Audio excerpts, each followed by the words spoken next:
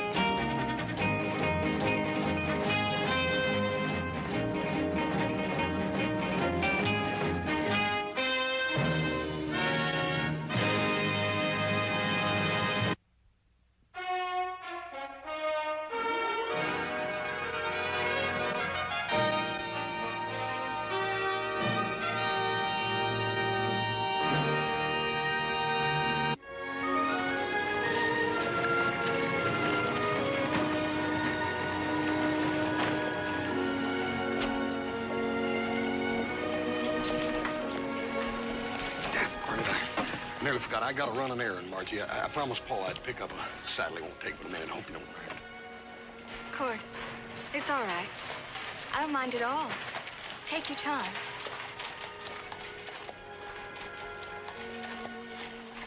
Is something wrong, Hoss?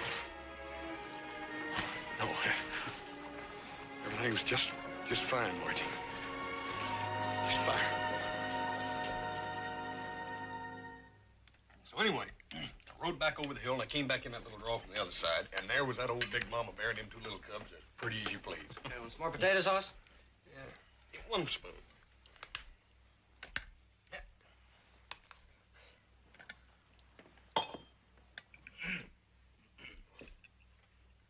What did Hennessy say about those window frames? Well, he said we could have them if there wasn't any hurry. I told him there didn't seem to be any. Window frames? For what? For a house we're going to build near Rocking Chair Butte, remember? Oh, yeah. Not that we want to hurry you or anything like that. Oh, no, that'd be the last thing you'd want to do. But we do think you're being lazy, shiftless, selfish, and downright cowardly about the matter. I'm lazy, shiftless, selfish, and a dirty coward. And on top of all that, I'm scared, Paul. Look, Hoss, we're going to have a party. Food and dancing. Saturday the 10th. For all our friends and neighbors, right here in the Ponderosa. Now, I'd like to make the announcement then. Well, that gives you 10 full days to do your part. Yeah, but Paul, what if I'm still scared? Well, I'll ask her. Paul, I don't think she'd marry you. I mean, you big ox.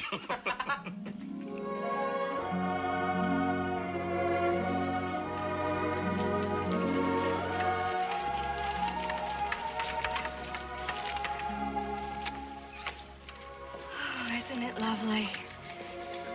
Oh, look at it, Hoss. That's the prettiest thing I ever saw. The way the trees frame the view, it's like an artist had set them there. As if each one were something very special. Hoss, are you in love with me? Really and truly in love? Well, I was gonna sort of sneak up on it. I was gonna tell you that I love you so much I can't hardly stand it. Then I was gonna ask you to be my wife. And I still am when I work up enough courage. Hoss. And then this view here, I was gonna ask you if maybe you'd like a house right here on this very spot. Wait. Paul and Adam they done bought the window frames for it. Listen. I'm sorry, Margie. I guess I got sort of carried away with myself. I ain't even asked the main question yet, have I? Hoss Cartwright, if you'd stop talking so much, well, maybe I could get a word in edgewise. All right. As long as that word ain't no. Well, any normal, practical girl could think of nothing nicer than a husband like you and a house right here.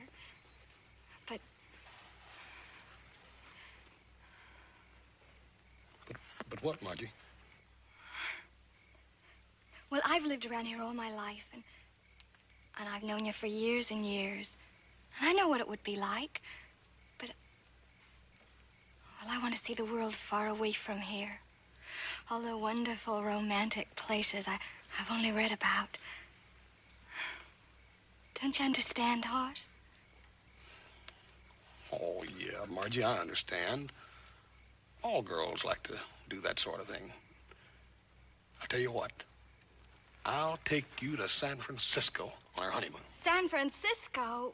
Hoss, I'm talking about the whole wide world, and you offer San Francisco. Well, Margie, the whole world can wait. We're young. There's plenty of time. Who says we won't see the world? Do you think so, Hoss? Really and truly? Absolutely. That is, unless you're too busy taking care of the kids. Oh, Hoss. I tell you what. Paul's going to have a party Saturday night. We'll announce it then.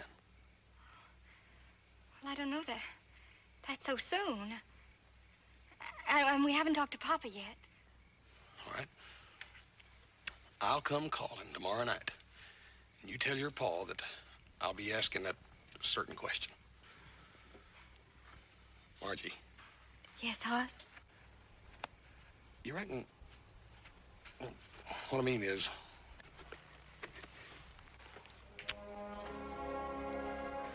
Is that what you were asking? Yes, ma'am. It sure was.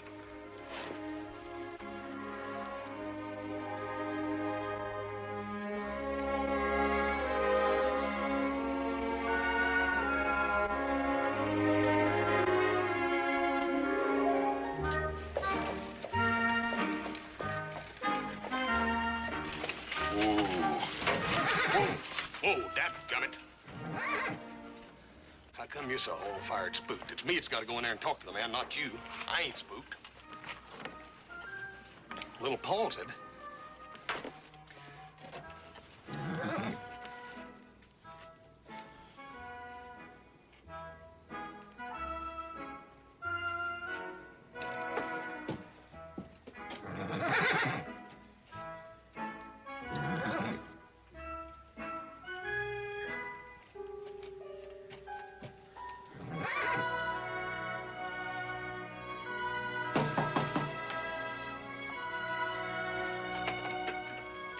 Well, good evening, Mr. Cartwright.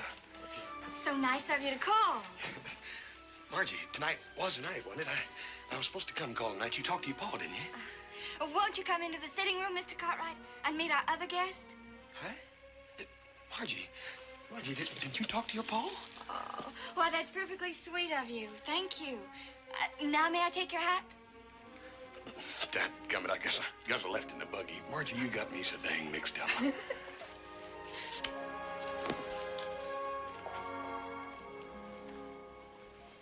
This is Mr. Mark Connors, Mr. Cartwright. Mr. Cartwright, a great pleasure to meet you, sir. How are you, sir? Mr. Owens? Good evening, Hoss. Over and sit down. Yes, sir.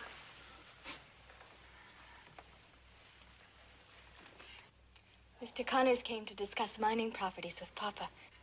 He was telling us about his adventures in Africa and all over the world. Would you go on, Mr. Connors? Oh, yeah. I'm sure that Mr. Cartwright would be bored. I know that he's got many more interesting things to relate. No, they ain't much ever happens around here. Not like in Africa. You go on, Mr. Connors. Mr. Connors was telling us about a trip he made to the island of Zanzibar. It is exciting, isn't it, Papa? Yes, as Mr. Owens just said, I was telling him about Zanzibar. Now, there's a name to conjure with, Mr. Cartwright. Zanzibar. Island of spices. Any offshore breeze carries the scent of the cloves many, many miles out to sea. And yet, with this exotic aroma, there exists another one far less bewitching. I ask you to believe that, not more than a quarter of a mile from palaces of unbelievable luxury, there exist stockades where men, women, and children are caged like animals. Blackamoors, yes, captured in the deep jungles of darkest Africa, but human nonetheless, and capable as you and I are of pain and misery and heartache.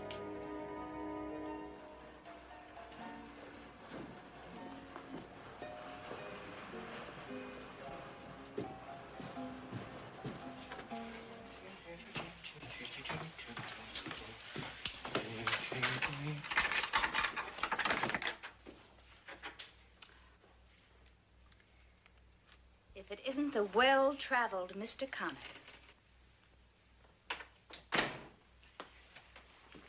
Kathy, what the devil are you doing here?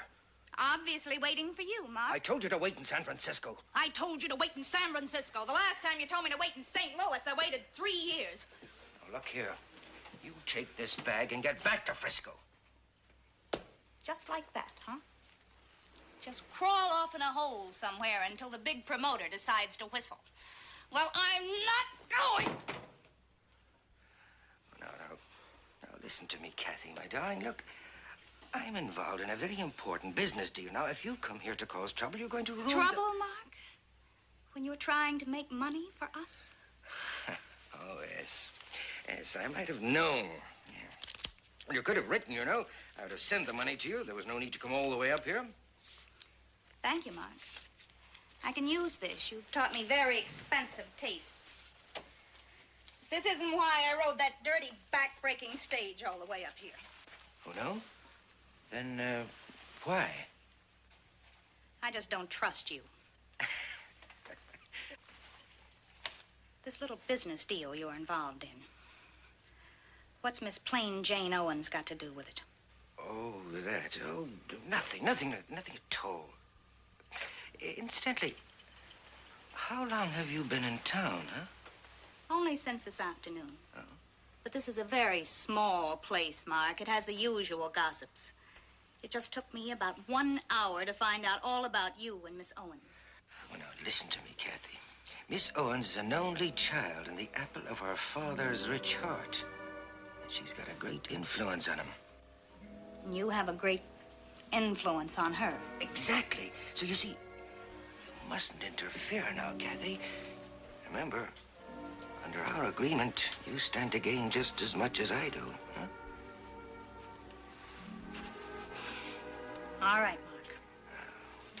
I will go, and I will wait, but not for long. Because remember, under our agreement, if I wanted to, I could blow your little scheme sky high. Oh, my sweet, my dear, sweet, cynical little Kathy. Isn't there anyone in this whole wide world that you trust, huh? Not in your world.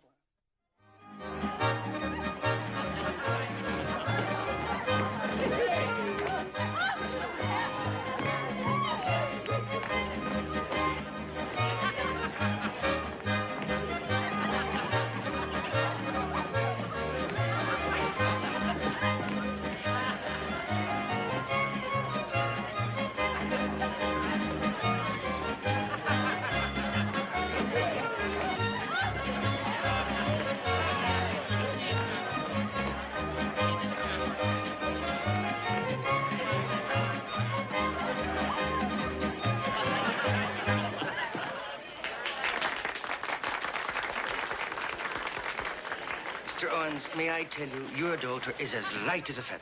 Dancing with her is sheer delight. Her ma was like that, too. Mr. Cartwright, I want to thank you. Your uninvited guest is having the time of his life. Oh, Mr. Connors, you're more than welcome.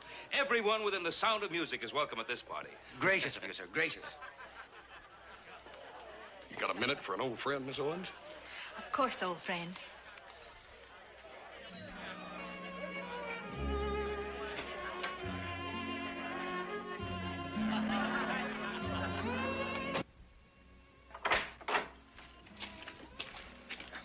Keep them closed tight. Put your hands over them. I don't trust you.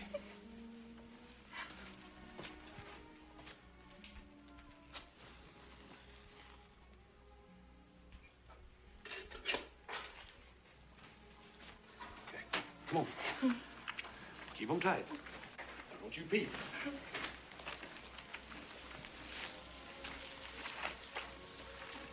Okay, around this way. Now open your eyes. Oh, great day in the morning. Would you look at this? Oh, she's beautiful. Oh, where in the world did you... Hoss, is this Junebug? That scrawny little thing you picked up on the range? It's her. Oh, she's grown into a beauty.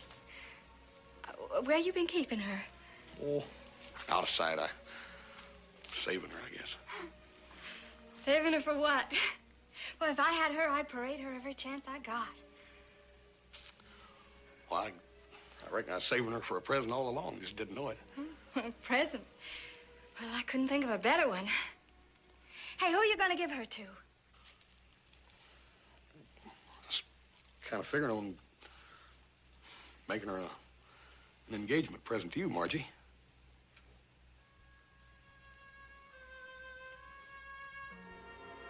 Hoss, I'm sorry. I don't know where my mind was. I just didn't think. That's all right. I was kind of hoping that, well, we could make the announcement tonight.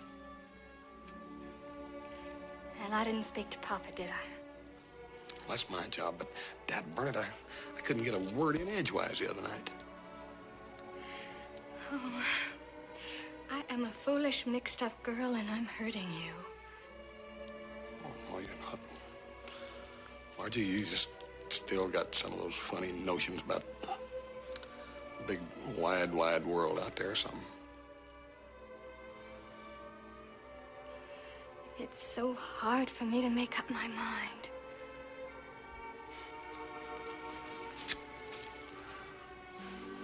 Well, old Judy here is yours anyhow. And I'll talk to your papa tonight if I have to hog time.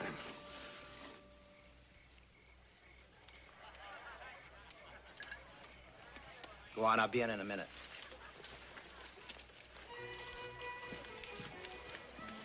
Good cigar you got there, Owens. Got a nice, rich smell.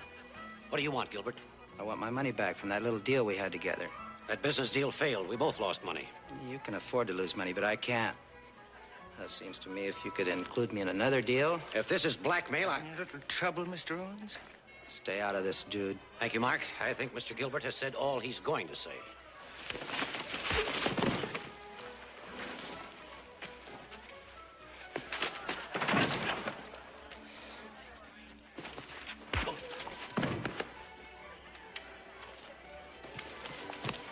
Hey, what happened?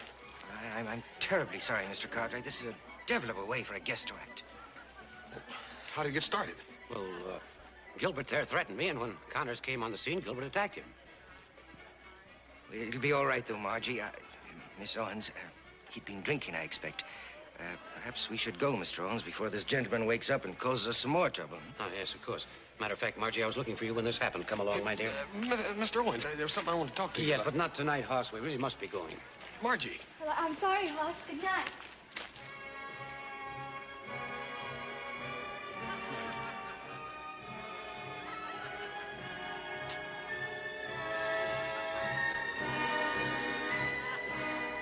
I wish he'd hit you even harder.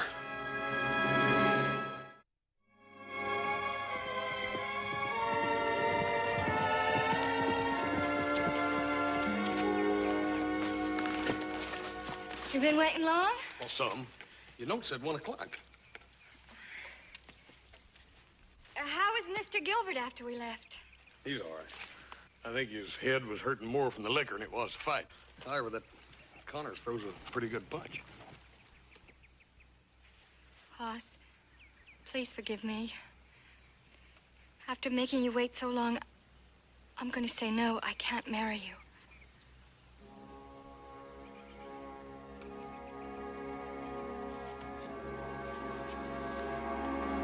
Margie, I thought it was all set. I thought all I had to do was talk to your pa. I'm going to be married to someone else in a month. Someone else?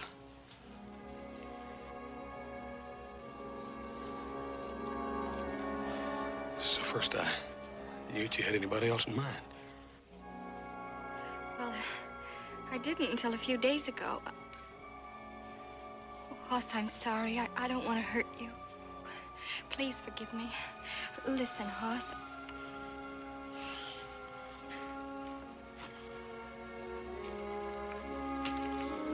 What's there to listen to? Well, I had a speech, but now I don't know what to say. I'm sorry. It's all right, Margie. I hope you'll be very happy. You and...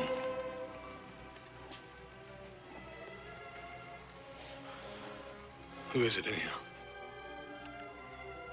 Mark Connors? I should have known. Him and all his talk about Zanzibar and foreign places. Well, that's just it, Hoss. We're going to do all sorts of wonderful things together.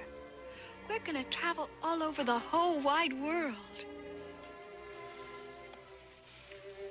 The whole world, huh?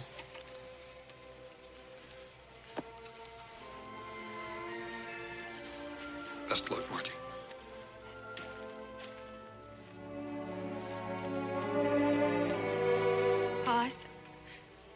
I'm sorry I can't be what you want me to be. I'll return Junebug. I reckon Jimmy would be much good at traveling around the world.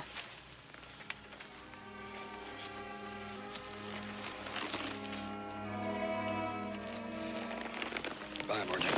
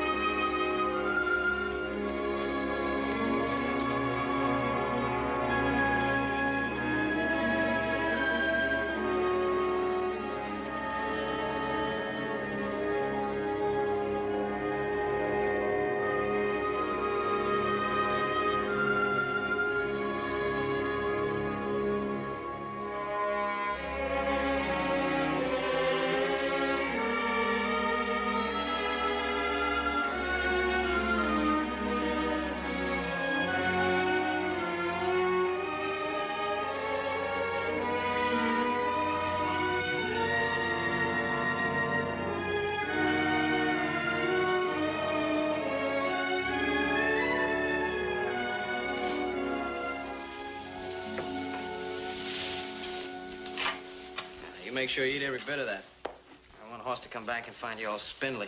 Hey, Joe, did you turn that team of bays out of the corral? Adam said that... I got to thinking about Hoss. Kind of helps to come out here and see the filly. Yeah. I come out here, too. So does Adam. The three of us are going to feed that filly to death.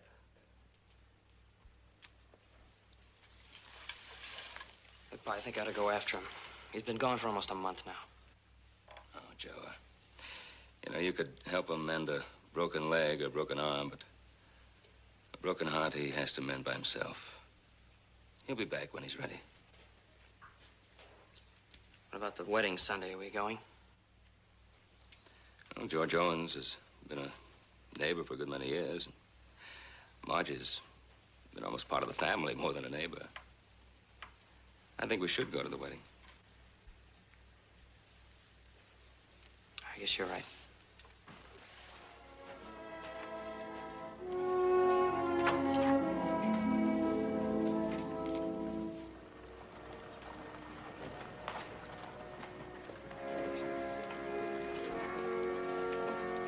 George, Ben, it's a proud day in your life. proud as can be. I've got a fine daughter in Margie, if I do say so myself. Yes, you have. And I'm getting a fine son-in-law, too. Been all the way around the world, Mark has. Knows things you wouldn't believe. Time you went in, George. Your daughter's waiting for you. Yes. Ben, is Hoss coming to the wedding? Marge asked. I'm afraid not, George. I haven't heard from him or seen him for about a month. I'm sorry.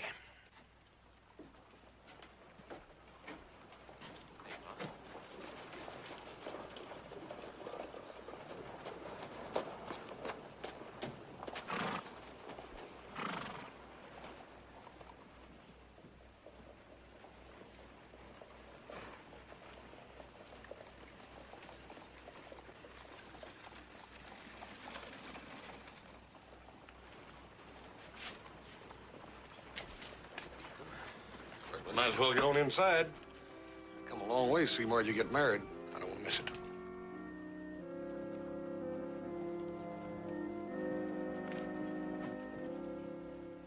I take Mark Connors to my wedded husband and plight my troth till death do us part. Whom God hath joined together, let no man put asunder.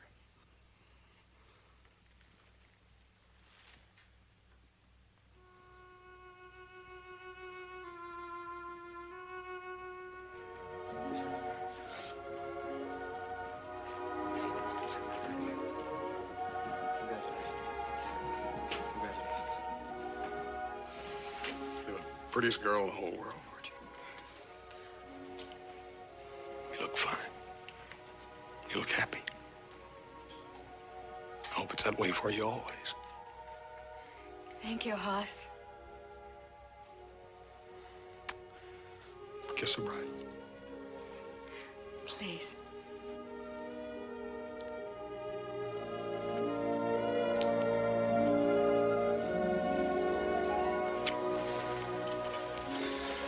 Mr. Connors, got the finest girl in the whole world.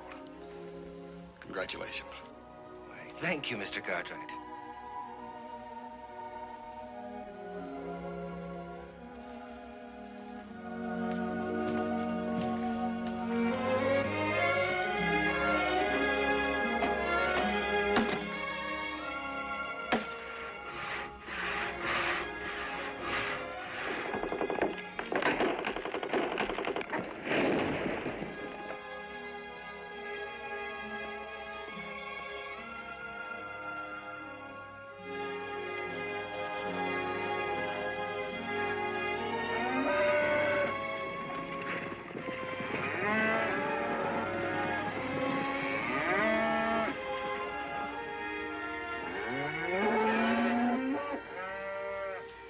Hoss?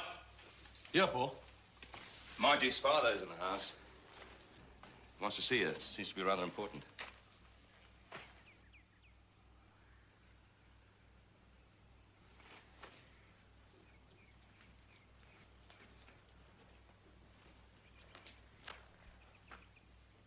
It's her marriage, Hoss. I'm afraid Margie's made a terrible mistake. And I'm to blame for having encouraged her to marry him. She need help? I don't know. I honestly don't know. You don't know? Ain't she wrote to her? Ain't she wrote to you? Yes, we corresponded at first. There was nothing in her letters to indicate there was any real trouble. Of course, she was disappointed that their round-the-world trip was continually postponed, but she was still looking forward to it. Then I began to hear just from Connors. And? It followed a pattern. He kept asking for more money in addition to the substantial sum I'd given them as a wedding present. That don't sound like Margie. As I say, the letters were from Connors. I finally wrote Margie protesting their Mr. Owens. Here, sit down here. You all right, Mr. Owens? It's nothing, Hoss. I'll be all right. Here, drink this. Thanks. These last few months, my worrying over Margie. Mr. Owens, you just rest. Take it easy. Some time ago, Margie finally wrote me. She told me she just learned that Connors had been bilking me out of money and asked me not to send him anymore. She said she was leaving Connors. I was not to try to find her. She was ashamed and humiliated. There was another woman. Where was she at that time? In San Francisco. I answered immediately and begged her to come home, but there was no reply.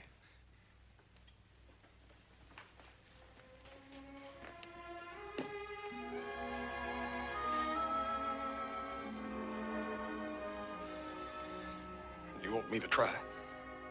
I'd go myself, Hoss, but the doctor says my heart won't stand it.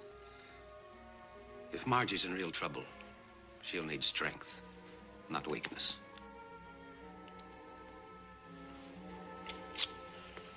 What was her last address?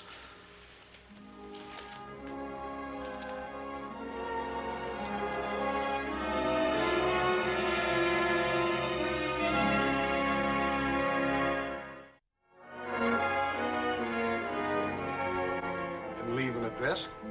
It's a saloon on Coster Street. The woman said she worked there. I heard Margie call her Kathy. Thank you, ma'am. I'll find her.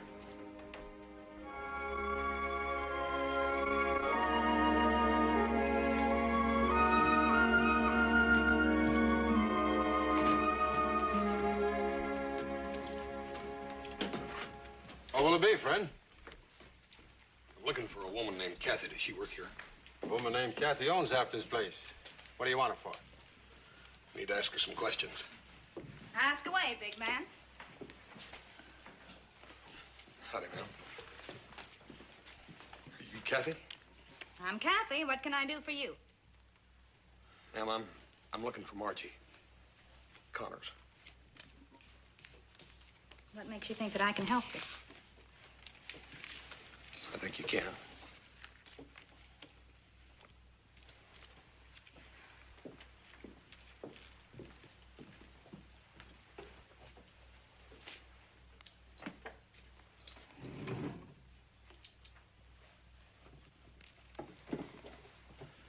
Now then, who are you and why are you looking for Margie? My name is Cartwright. Most folks call me Hoss. I'm a good friend of Margie's and her father's. Her father sent me here to find her. The rich Mr. Owens.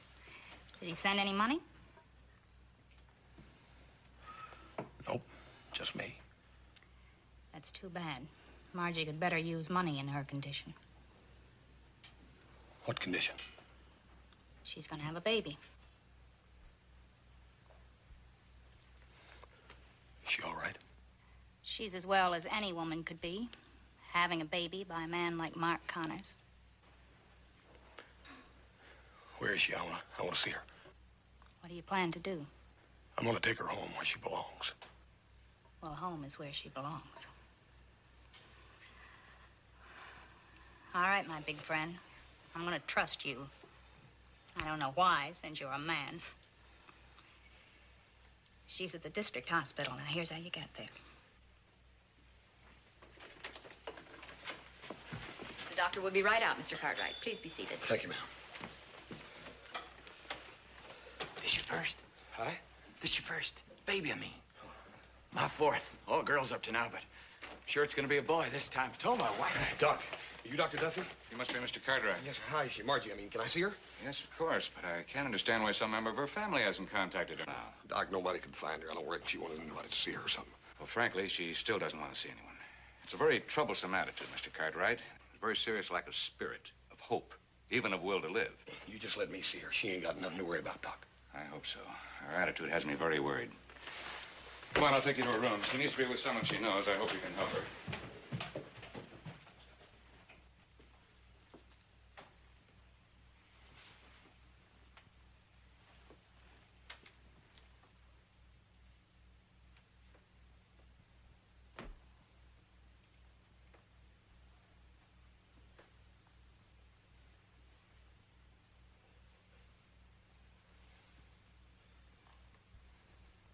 Margie?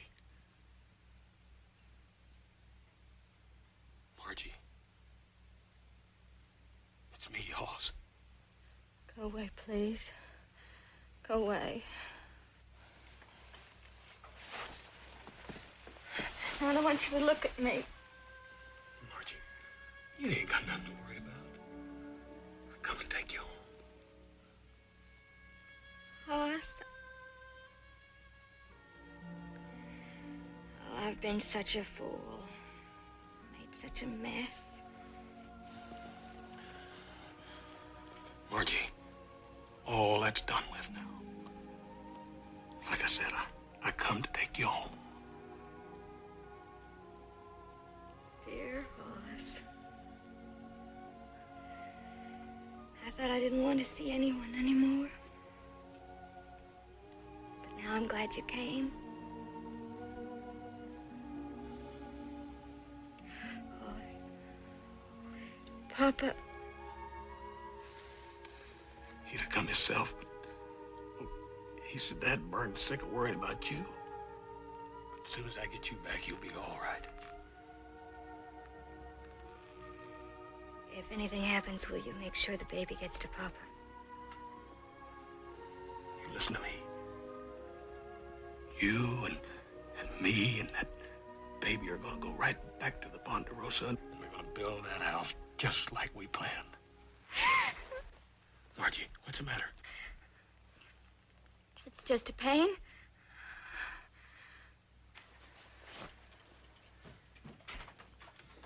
Doc, come here. They're coming. Is he still hurt? Oh, it's just a pain, Hoss. All women have them when they have babies. It doesn't hurt so much now. Margie, I promise you that as long as you live, there ain't nothing else gonna ever hurt you in the whole wide...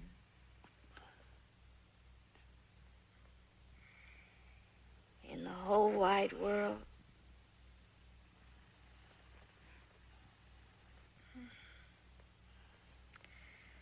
Hoss, wasn't I foolish when I had it all right in front of me?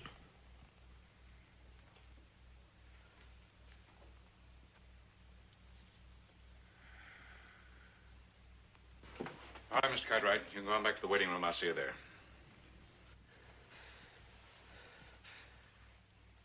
I'll be waiting for you, Margie. Then we'll go home. Yes, Hoss.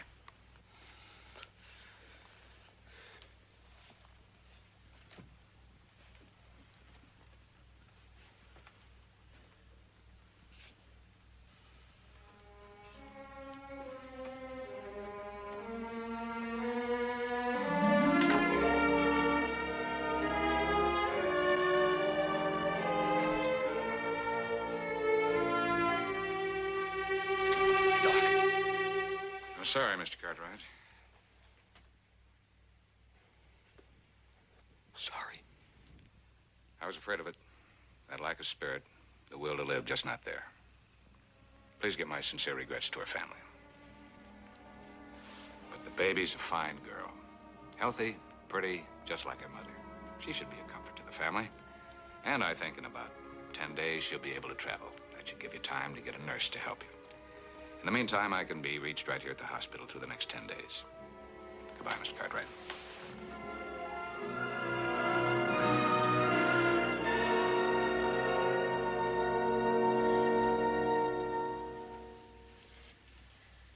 I'm sorry to hear it, Mr. Cartwright.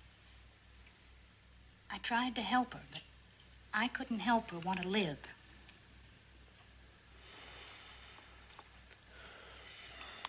I appreciate everything you've done. I need one more favor. What is it? I've got to have somebody to help me take care of the baby on the way back to Virginia City. Do you know anybody? Yes, I think I can find somebody for you. Don't they think we ever close?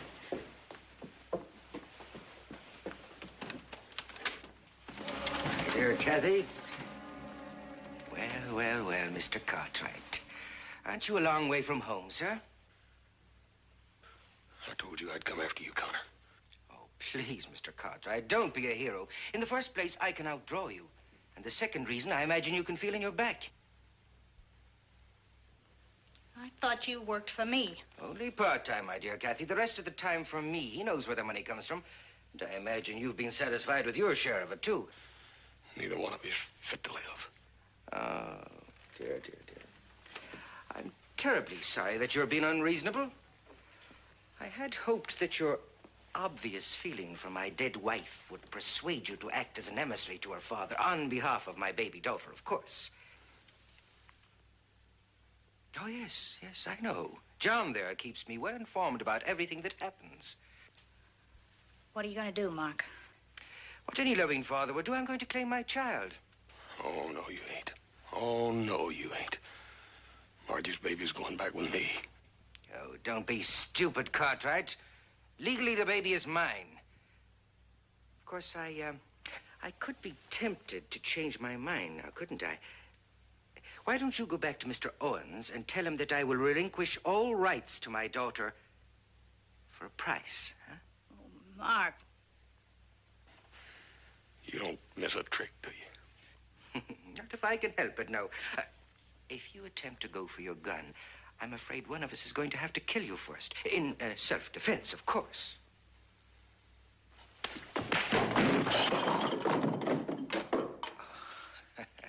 It was a very fine gesture, Mr. Cartwright, but I fail to see what you're going to accomplish by it. I'm gonna kill you. Huh? In view of the present circumstances, isn't that going to be rather difficult? Hmm?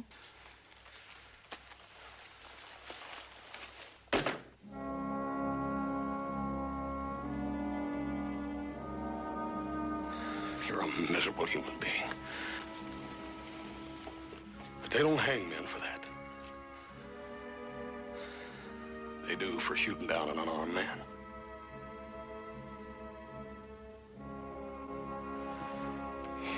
You ain't gonna pull that trigger, Connors. You ain't got the guts to hang, Connors.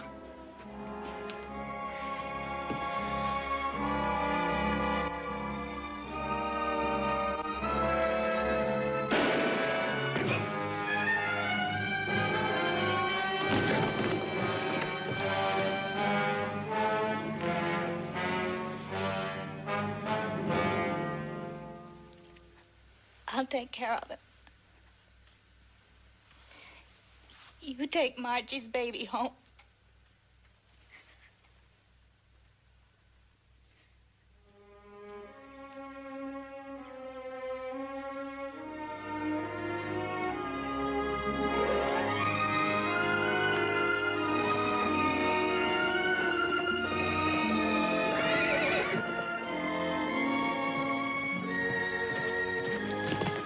Did you just turn Junebug loose? Yep. What's the idea? You hand raise her, then you turn her loose and let her go wild again. She'll be happier out there on the range. I'll keep an eye on her, and maybe one of these days she'll have a colt. I can raise it for Margie's little girl.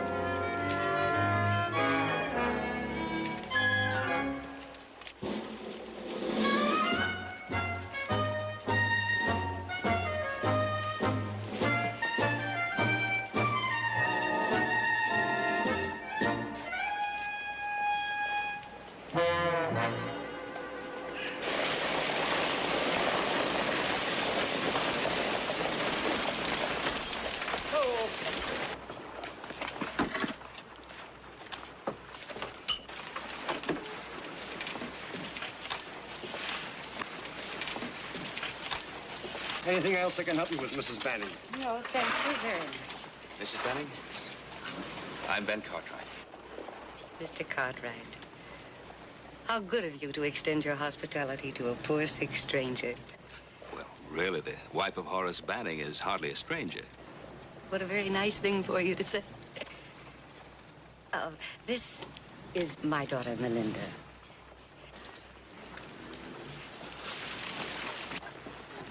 Coachman, it's been a delightful experience. Thank you, ma'am. Might I suggest that in the future, you try to keep your carriage a little bit cleaner? Yes, ma'am. Mrs. Banning, my buckboard is right over there. I hope you won't find that one too dusty. Oh, I feel sure that your conveyance will be more than satisfactory, Mr. Cartwright. Come along, Melinda.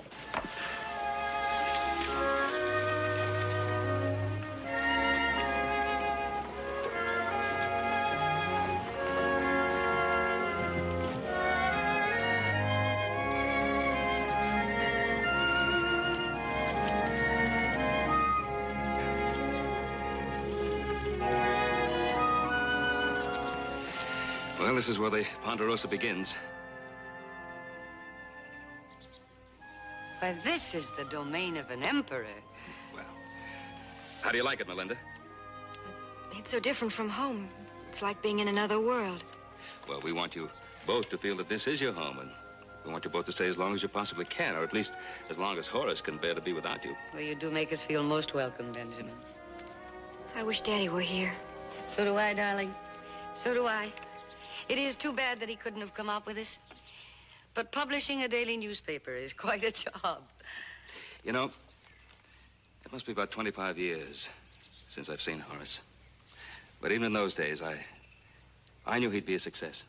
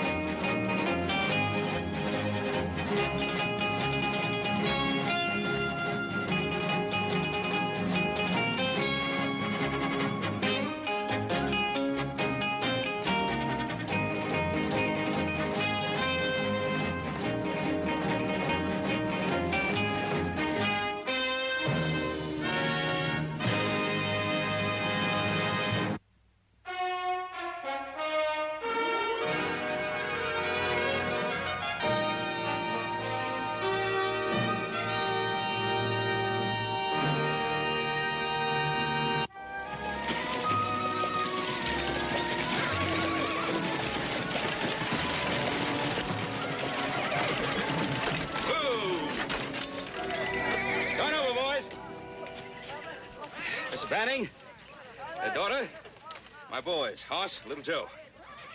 Well, how wonderful it is to meet both of you. My, they're striking specimens, Benjamin. Must be your fine Ponderosa air here. Aren't they handsome, Melinda? Yes, very. Oh, thank you very much, ma'am. Welcome to the Ponderosa. We heard you was coming, Miss Banning. Paul told us you're in kind of bad health. Hope the Ponderosa and your stay here will make you feel better. Well, thank you very much, Hoss. It's nothing serious, really. I'm just overtired. I want to see the horses. Come with me.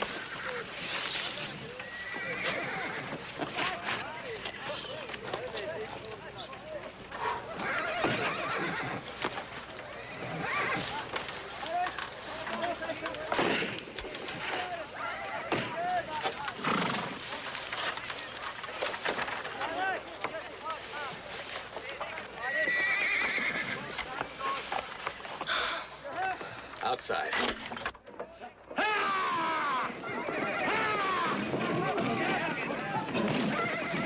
I read about that once. I never dreamed I'd ever see a bucking bronco. Have a good look. It looks so dangerous. We have to do it every day. He's quite a daredevil. It's my older brother, Adam. He's a darn good horse breaker.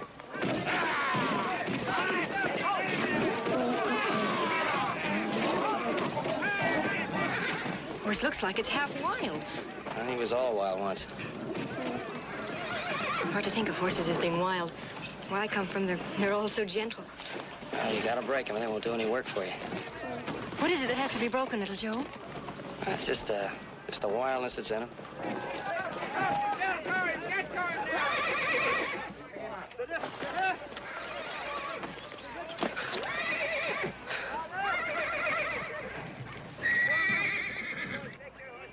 Adam? Well, this is my brother, Adam. Adam, this is our guest, Melinda Banning. Morning, Melinda. Welcome to the Ponderosa. I'm afraid we're going to have to excuse him for a minute. It's time for you to go to work, buddy. They got a little old horse over there all ready for you. Oh. Oh. You stay right here. I'll be back.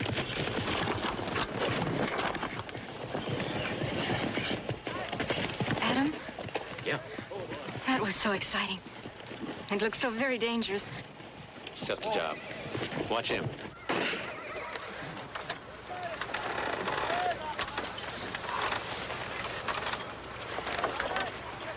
All right, turn him out!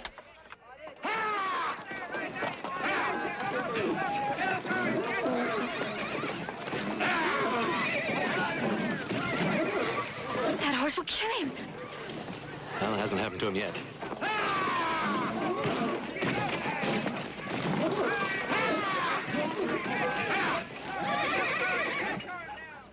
It stopped bucking now. Does that mean he's broken? No, but most of the fight's out of him.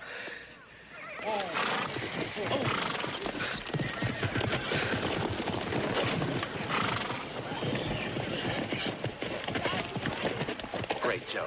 Just great. Oh, you're not so bad yourself, brother. All you need is a little practice. What'd you think of the ride? I don't know how you do it. He doesn't either. Thanks a lot. Well, you see, it didn't hurt the horse, and now it'll be useful. No longer free to do what he wants, but useful. Melinda, come along.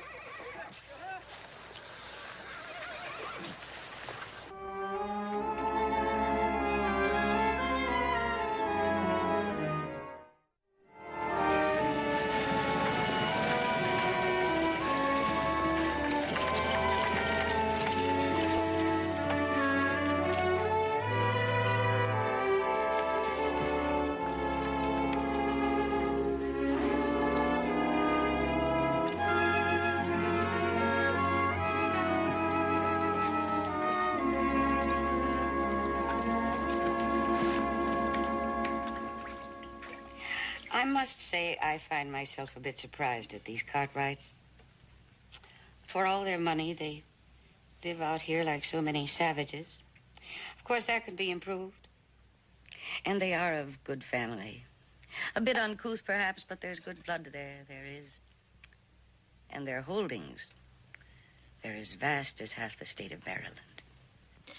Mother? And what you could do with this place... I can see it, the servants, the butlers, the footmen.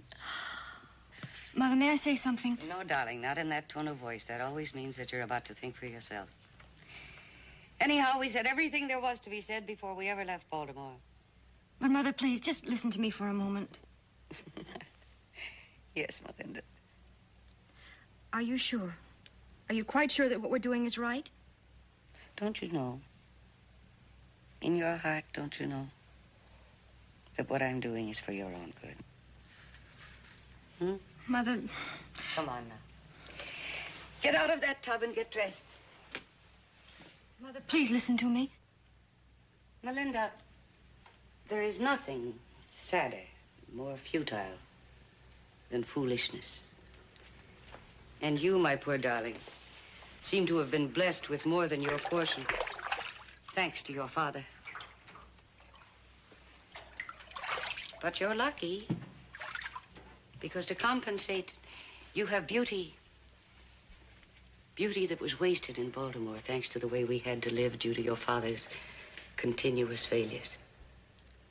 But out here in Ponderosa, we're making that beauty work for us. Mother, that isn't what I wanted to know. I know all that. I wanted you to tell me that what we're doing isn't wrong. Wrong? Oh, no. No, of course not. Everything that we're doing is right. Happiness for you is right. Security for you is right. Security for your children. Darling, everything that we are doing is right. It's all right. How could I be anything but right, wanting all of this for you? Melinda? Baby, I have fought for your happiness from the day that you were born.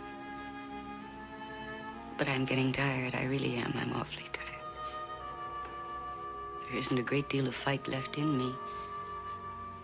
Selfishly, I've even been hoping that somewhere in your future there might be a little peace, a little satisfaction for me, too.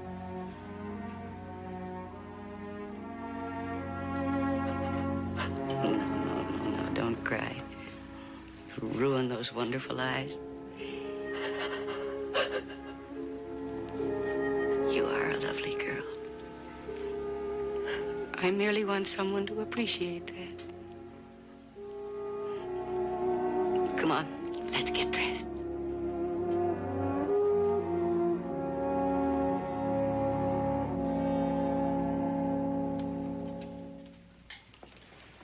That was a delicious meal, Benjamin. Really delicious. Well, thank you. We're so pleased that you enjoyed your first meal at the Ponderosa. I enjoyed it all thoroughly. Miss Melinda, you ain't tasted nothing yet till you taste some of Hop Singh's Hong Kong Mulligan.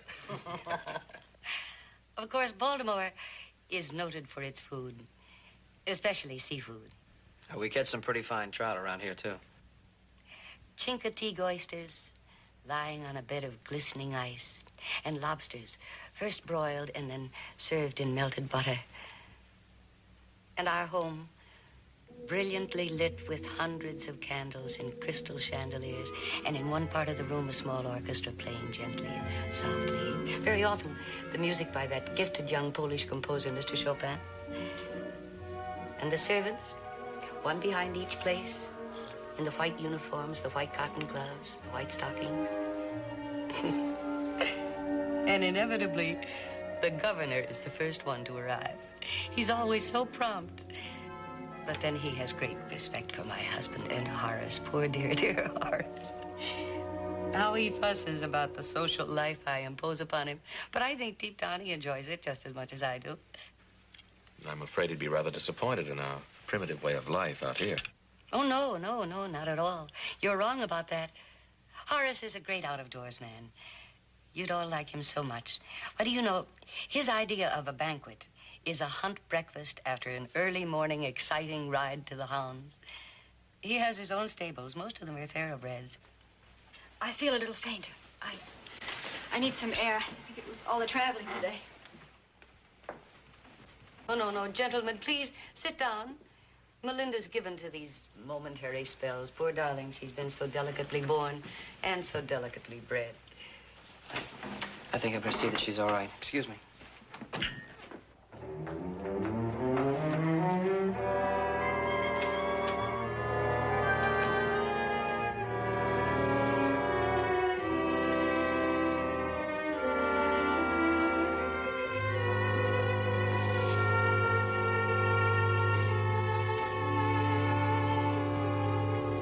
Melinda, you all right? I'm fine, little Joe. You shouldn't have left the others. I saw that way you looked. It worried me. You're nice, little Joe. Hey, you know, you don't talk much. Your mother seems to do it for both of you. She's much wiser than I am. Yeah. You know, the things she was talking about, I've only read about them in books. Must be a lot different for you out here. I like it here. We like having you here. There's such a wonderful feeling of family. Yeah, I know. Pa talks about that all the time, the family.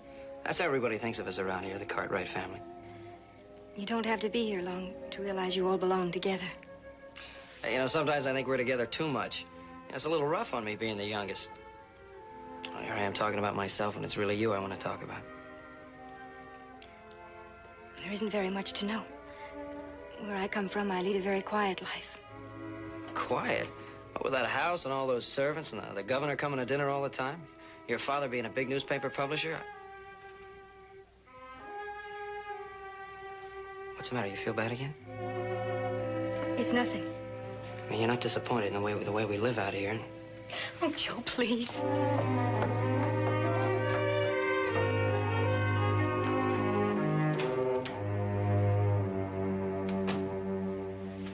I can't stand these terrible lies anymore. Your awful stories about parties and servants and hunt breakfasts. Until I conceived this idea of bringing you out here, you were irrevocably committed to the kind of life I've had, and nobody knows better than you what that's been. But here, out here, I've created a new image for you. You have glamour and distinction and mystery, and you mustn't do anything to alter that, darling. Not until after you and Joseph are married. Then it won't matter. Why must it be little Joe? Because Horst doesn't feel that way about you. And Adam is far too cunning. I watched him at dinner tonight. He'd be too difficult to control. Suppose I don't love little Joe. That doesn't matter. Marriage is a contract. No contract can be executed under the influence of emotion. I suppose you're right. Of course I'm right. You'll have a perfect marriage with Joseph. You'll be able to twist him around your little finger. Just think. You'll have everything your own way. Just think how happy you will be. You've been twisting my father around your little finger for 25 years. Has it made you happy? Who in the whole world could be happy with your father? For you, Melinda, it's going to be different. So different. And I ask you with all my heart to believe me when I say everything I am doing for you.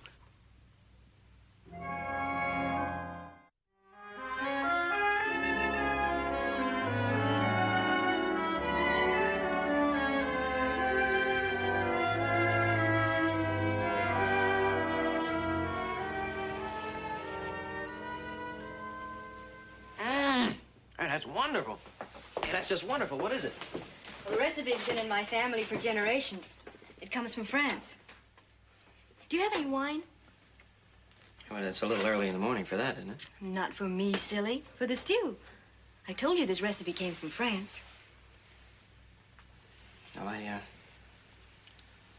don't think we have any wine around here.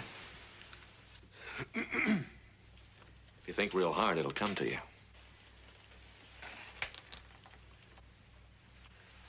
It's in the pantry.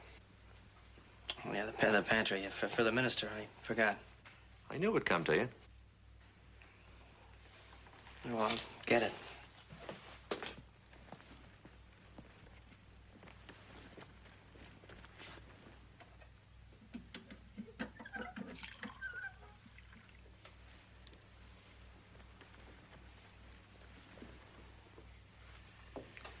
I haven't seen much of you the last few days, Adam. You haven't seen much of anybody except Joe. I've missed you. I'll bet you have. No, Adam, believe me.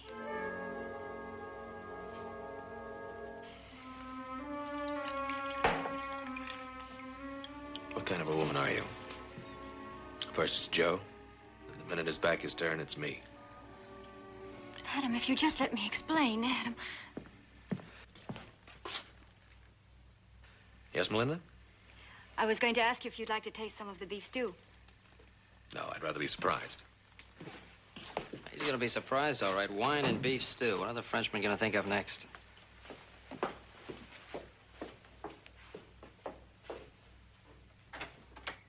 was the most delicious dinner ever served in this house, Beverly. Don't thank me, Benjamin. Melinda's such a fine cook.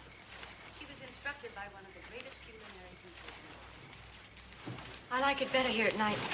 You can't see how big the country is. I guess you must be getting pretty lonesome for home. I suppose I am. Not the way it sounds. It's just that I'm used to it back there. You think you could ever get used to the way it is out here?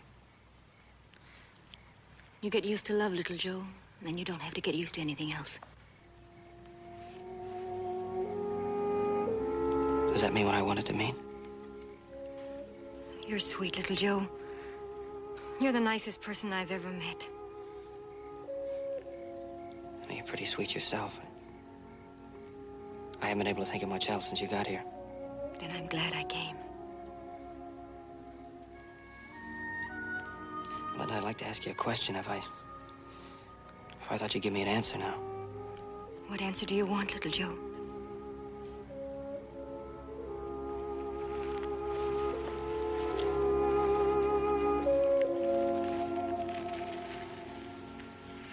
You answered me. Yes, little Joe.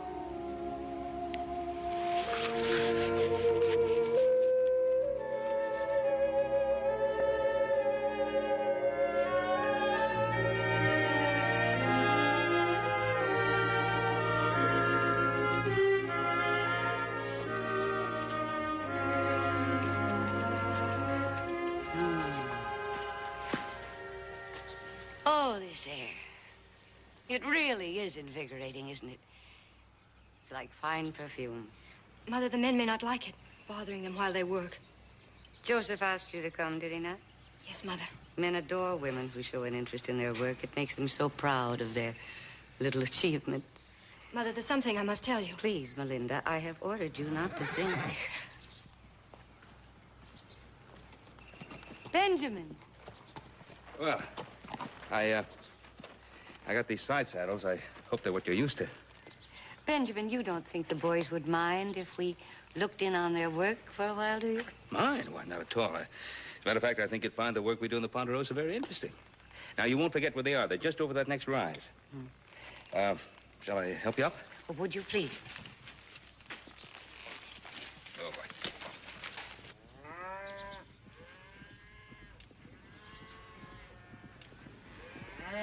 I wonder who asked them out here. Well, I did. Any reason why I shouldn't? They're our guests, Adam.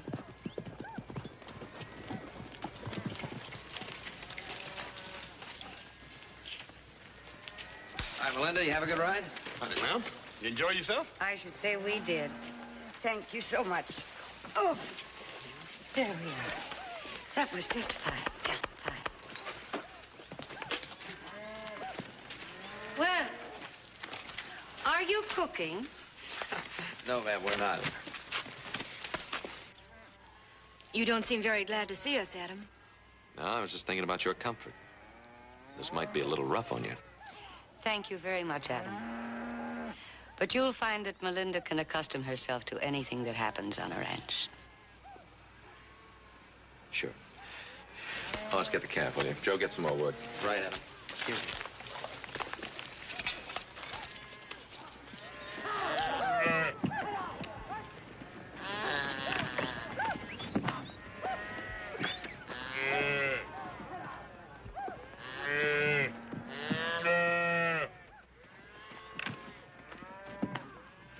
You're not going to burn that tiny thing. All cattle look alike. It's the only way we have of putting our name on them. Besides, it's not really as bad as it looks.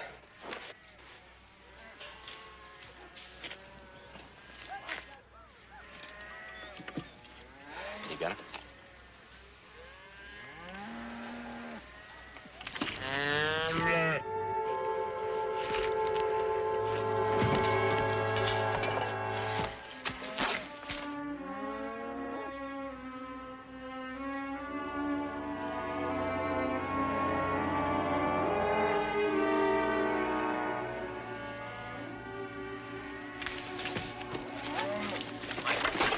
What happened to her? I told you the women shouldn't be here. Now, why don't you just go back to the house? Adam, you don't have to talk to her that way. All right, the girl's sick. Why don't you take her home? I'll take her home, but only because she's sick. Come on, I'm sorry. I guess it threw me seeing her keel over that way. I'm sorry, Melinda.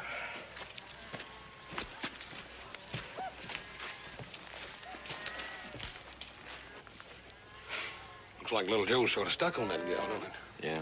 Now, let's get back to work. Yeah. Just remember, we all got to live here together, Adam. Yeah. Get another cab, will you?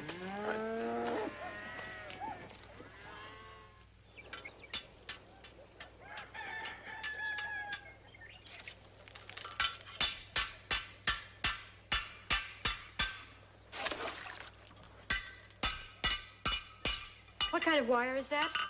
Barbed? It's full of sharp points, Experience. That's the best way to learn. but it's so cruel. Well, it goes along with everything else here. Breaking horses, branding calves. Everything's done with pain. You don't have a patent on hurt. Melinda, you are a guest here, and you're free to come and go as you please. But it is a working ranch, and at the moment, I'm pretty busy.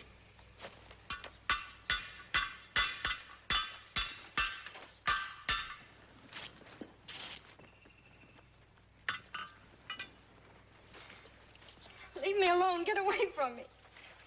I don't need your help. Looks like you do. There you are.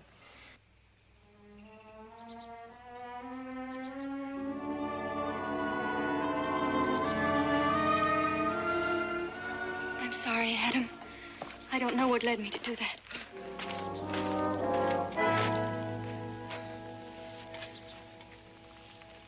Adam, what are you doing? Nothing, Joe, nothing. What do you mean you're doing nothing? Oh, come on. Joe, what do you mean, wait a minute? That's the girl I'm gonna marry. Well, Mary. It happened last night. I wanted to tell you when we were all together. Oh, wait a minute. Now, didn't this happen awful sudden like? I mean, well, Joe, are you sure you love her? More than anything in the world. So when I saw her with Adam... Wait a minute now, Joe. Adam didn't know how you felt about Melinda. No, well, none of us did. I suppose you're right. So I think I better set him straight. No, wait, Joe. Joe, look, you go up to the house and... Please, go up to the house. Yes, sir.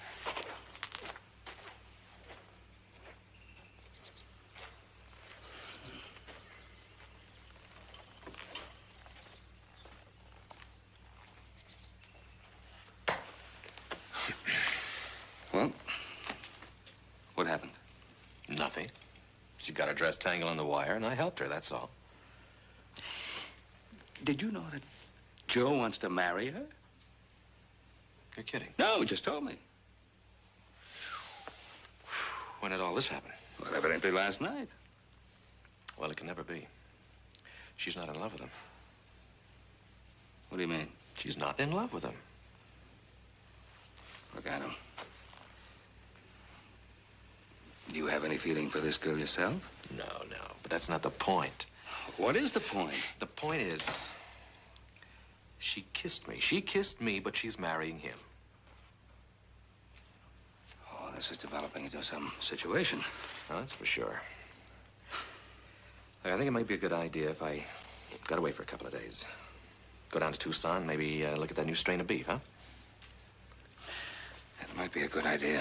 Hard if they cost? Yeah, sure. Pop. What's going to happen if Joe marries her and then finds out that she doesn't love him?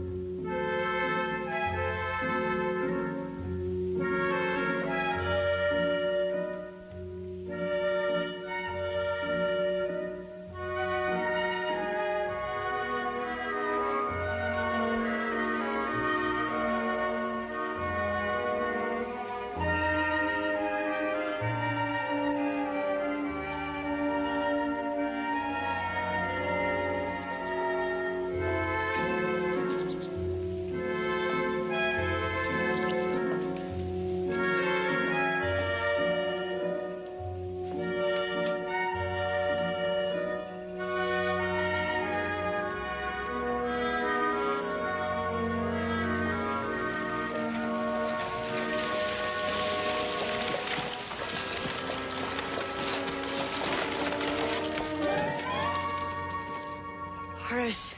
Surprise, Deborah, surprise. What in heaven's name are you doing here?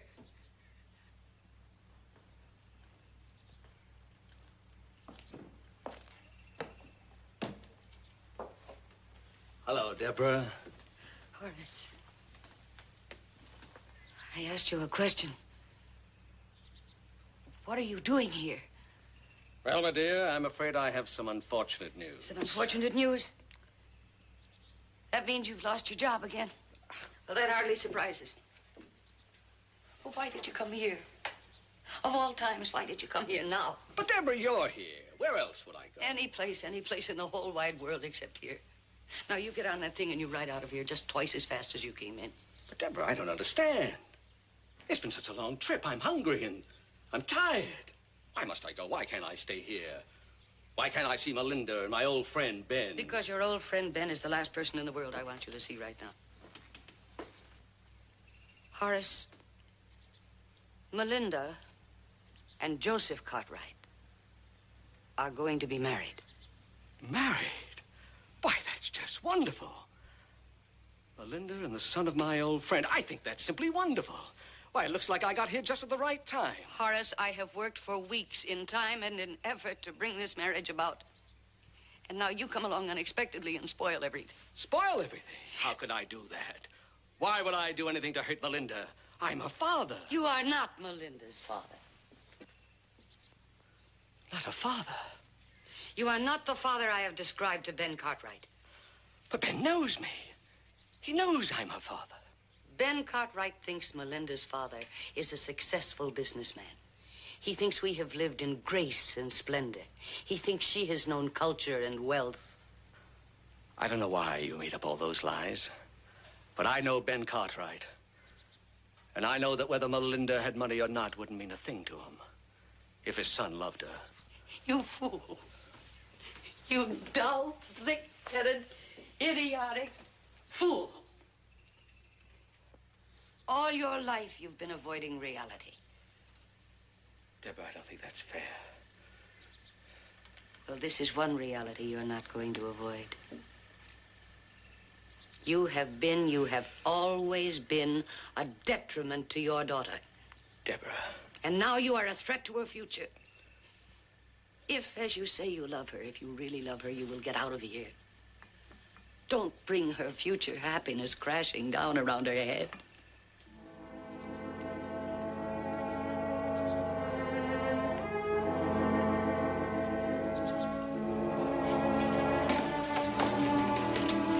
Daddy! My little lady. Oh, how I've missed you. And I've missed you too, Daddy. Your mother tells me you're about to get married. Yes, and now you can be here for the wedding, too. I was hoping for that. And Mr. Cartwright is going to be so pleased to see you. He talks about you all the time. Let's go see if we can find him. No, Melinda, I'm not going to stay here. You're not going to stay, but where are you going? You just got here. Your mother, she thinks, well, it's better that I go away again. You know, Ben thinks I'm a successful, well, all he needs is one look at me and... Yes, I see. Your mother's right, you know. Oh, yes, she's right. The only thing important now is you. What happens to you? Mustn't let anything endanger that. No, I suppose she's right. Horace, will you please go before they come and find you here? Melinda, I haven't been a very good father, I know that, but before I go, just tell me that you love this boy and that you'll be happy. She has told you. She's my child, Deborah, just as much as she's yours. Now you get out of here. And if you do anything to interfere with this marriage, I swear by everything that's in me, I will kill you.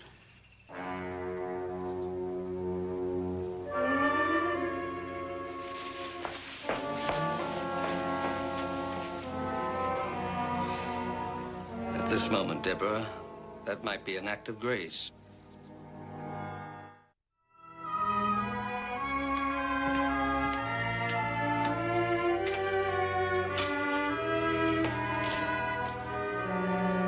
Horace? Horace! My golly, what a wonderful surprise! Ben, it's been a long time. Yeah, it's been a long time. Too many years, Isn't Horace. it wonderful, Benjamin? Yes. Now Horace is going to be here for Melinda's wedding after all.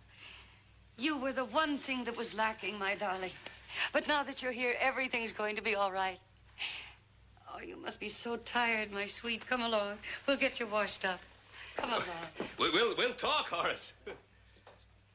I'll get your things.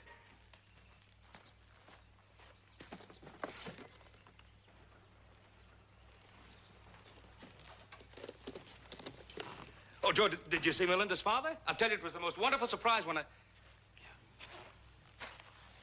Oh, what is it, Joe? It's Melinda. Oh, say, what was troubling her? I don't know. She was crying. She said it was all the excitement about seeing her father. Well, of course it was. I guess it was. I'm probably just imagining things. Well, what else could it have been? I don't know, just a feeling I have. I love her so much, Pa. You do? She's so beautiful. Well, you've been around pretty girls before. Yeah, but it's not just that. It's everything about her, the way she talks, the clothes she wears, where she comes from. I've just never known a girl like her before. That's why I worry sometimes. I wonder if she can be happy out here. She's so used to the way it was back there. Of course she will be. And I see her cry. I guess I get a little scared.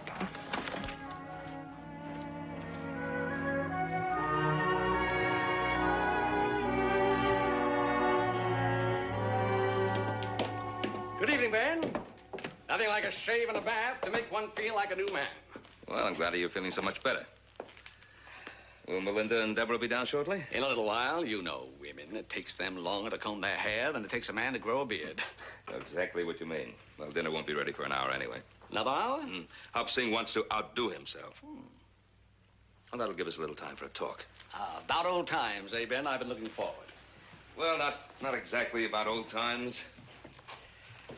I'd like to talk about your daughter and my son. All right, Ben. How about the happy young couple? That's just the point. Will they be a happy young couple? Why, I don't understand. Deborah assures me this is going to be a perfect marriage.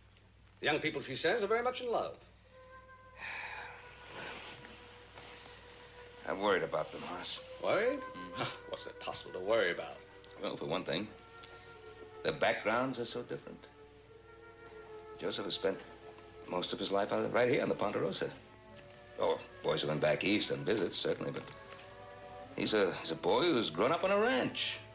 While Melinda, well, you know her background better than I do, Horace. You know, cultural pursuits, the elaborate social life, the elegance of your home. Now, Ben, I don't think that's important.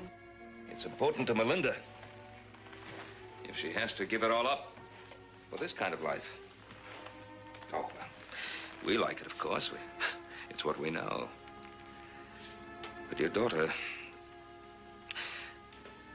do you think she loves Joseph enough to want to give up all the wonderful things that you provided her with back east for this kind of life? Life on a ranch. Ben, I'm sure Deborah knows what's best. Horace, please. This is not Deborah's decision. It's Melinda's. Ask her. Now, she won't keep the truth from you any more than you would from me. Ben, there's something... You're right. I won't lie to you. I mean, I wouldn't lie to you. But lies have been told you about me and my success and Belinda and her background. Well? None of it. None of it's true. Nothing is further from the truth. I don't even have a job. Deborah concocted the whole elaborate scheme.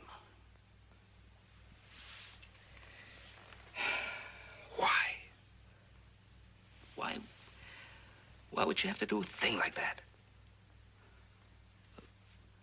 To snare a husband for our daughter.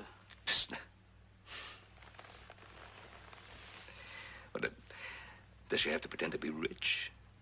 Does she think I'm looking for rich wives for my sons? My wife's ambitious. I guess she's had to be with a failure for her husband.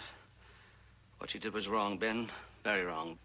But she did it out of a sincere desire to provide Melinda with a good home, with the kind of life that Deborah's always wanted and never had.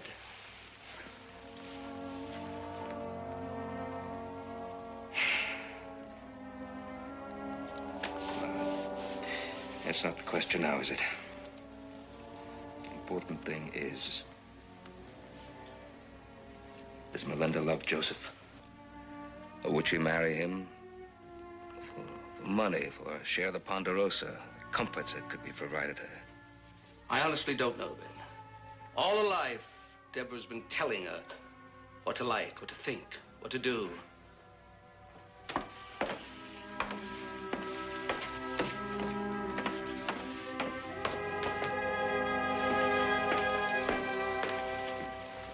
Melinda, there's something I must ask you.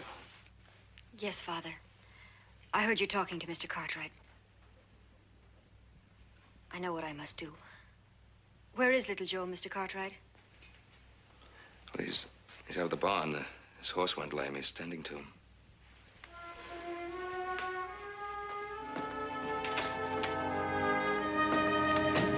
She's a fine girl, Horace. I'm glad you're both so honest. I'm glad we both finally found the courage. Kind of rough for them out there. Yes, but it'll be better than a lifetime of unhappiness. I'll tell Deborah. We'll be leaving for Baltimore in the morning, Ben. Horace, there's no need for you to go back to Baltimore if you don't want to. I have a friend who's a publisher in San Francisco. Could be a fresh start for you. You could use a good man. I'm sorry, Joe. Not only for what my mother and I tried to do, but that we didn't fall in love. I fell in love. No, at least not with me. You fell in love with something my mother created. You can't stay in love with something that never existed. Everything's ready, Mr. Banning. Daddy, Mother? I don't know. She's in there with Ben. I'm not sorry for what I did. Not one iota. Well, I can understand that, Deborah. You, with all your money and your empire of the Ponderosa, how could you understand? I didn't inherit the Ponderosa. I worked to build it. But you've never known what it's like to be really poor. To scrimp and pinch and sacrifice. To feel ashamed, humiliated, and even angry at poverty. And to swear by all that's holy that the same thing won't happen to your daughter. Deborah, to want the best for your child, to fight for it, that's a fine thing. But to force her into your idea of her future, that's wrong. Wrong. Wrong for me to want the security and peace of a marriage for my daughter. Money can't guarantee that. Only love. Love. Horace and I married for love. Now look at us. I am looking. And I see a lovely young girl who loves her mother so much that she tries to obey her even though it almost breaks her heart. And I see a husband who loves his wife still in spite of the indignities and humiliation she heaps on him. I see two people who love you. And they're waiting for you. Outside. I wrote a friend of mine, a publisher in San Francisco. I'm almost certain he'll give Horace a job. It'll be a fresh start for all of you. Go with them.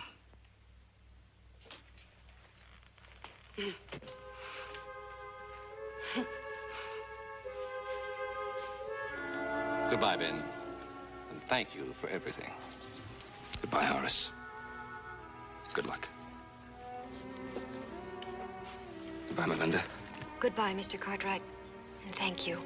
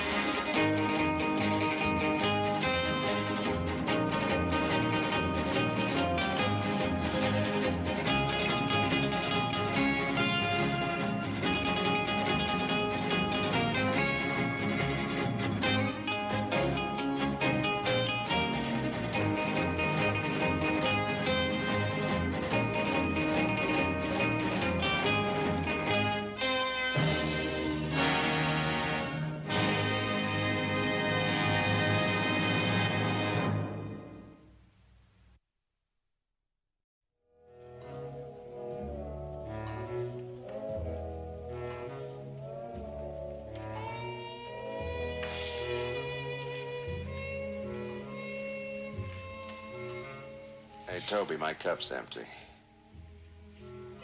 Seems to me like you ought to be springing to your feet and fetching me another, huh?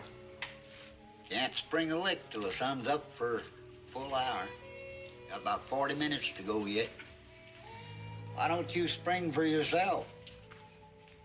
Oh, that wouldn't be seemly.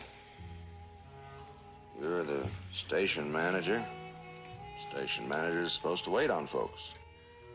I wait on the horses. Heck of a way to run a stage line. Heck of a stage line.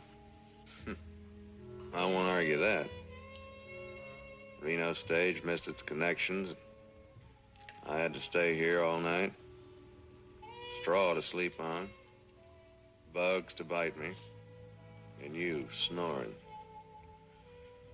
And to top it all off, I had to get up first this morning and make the coffee.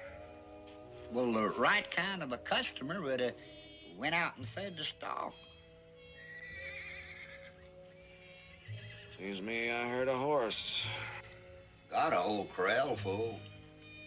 No, this was kind of far off out there somewhere. Reckon I left that corral gate open again? It'd be just like you.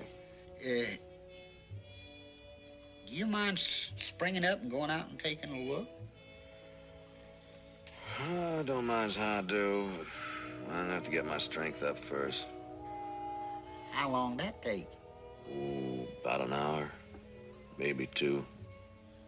Horses will all be gone by then. I expect so. You know, this is the 3rd bunch I've lost in the past 2 weeks.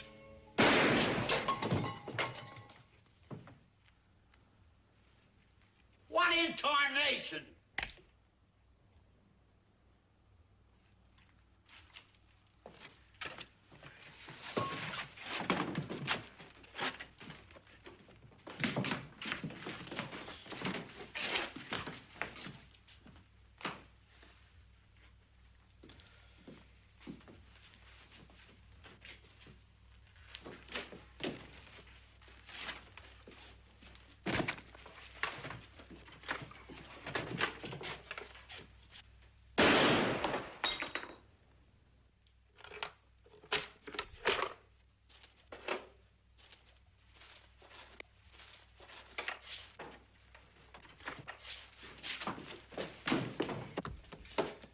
They ain't gonna get away from me! Toby!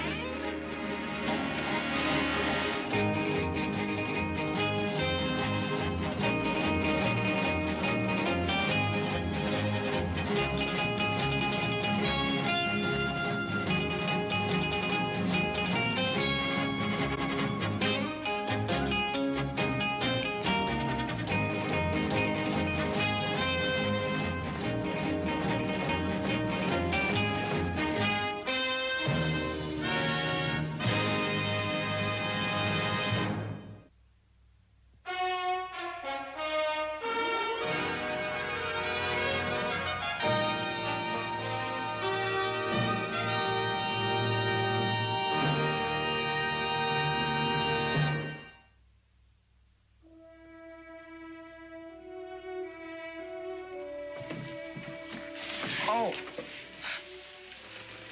Toby, that was a foolish thing to do. You was gonna let him get away. They wouldn't have got very far. Stay right here. Don't try to talk.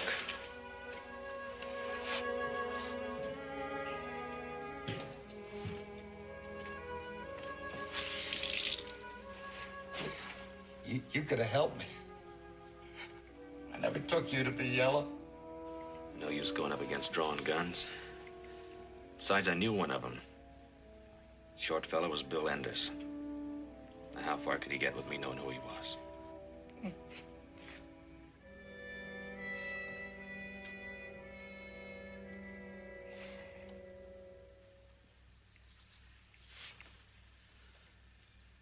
Toby?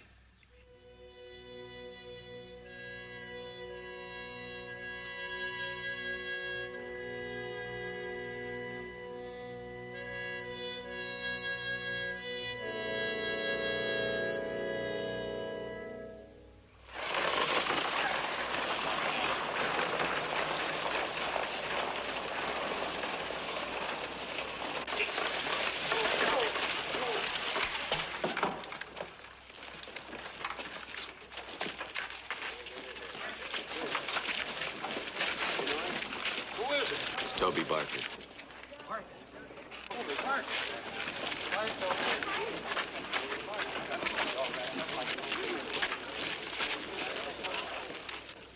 I'm not calling you a liar. I just want you to be sure you know what you're saying. I know what I'm saying. It's pretty hard to believe.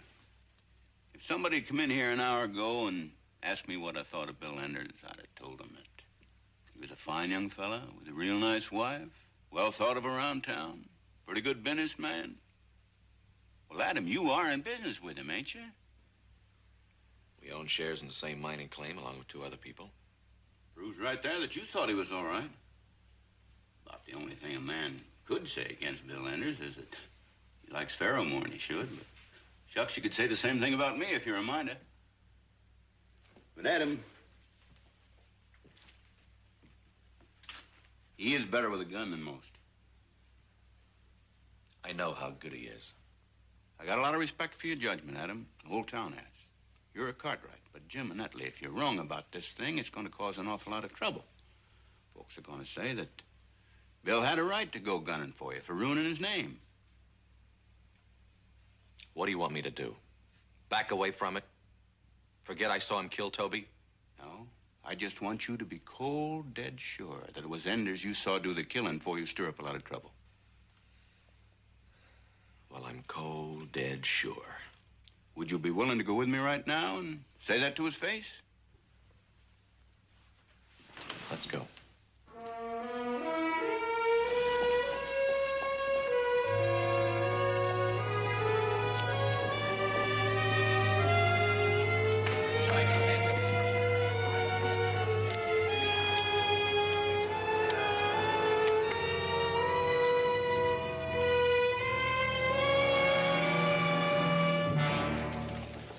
Why? What's going on? Come on down to jail, Bill. What for? What have I done? I want to talk to you about the killing of Toby Barker. I don't know anything about that. I got a man says he recognized you. Recognize me? What do you mean? He says you done the killing. Now, come on. Wait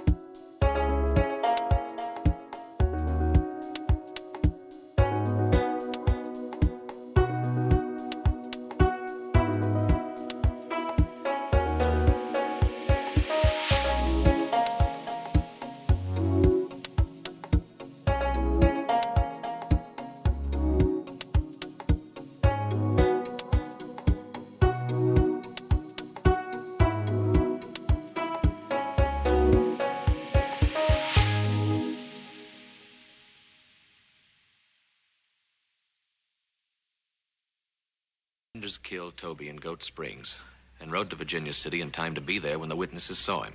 Adam, it's 25 miles from Goat Springs to Virginia City. That road is uphill and as crooked as a dog's hind leg.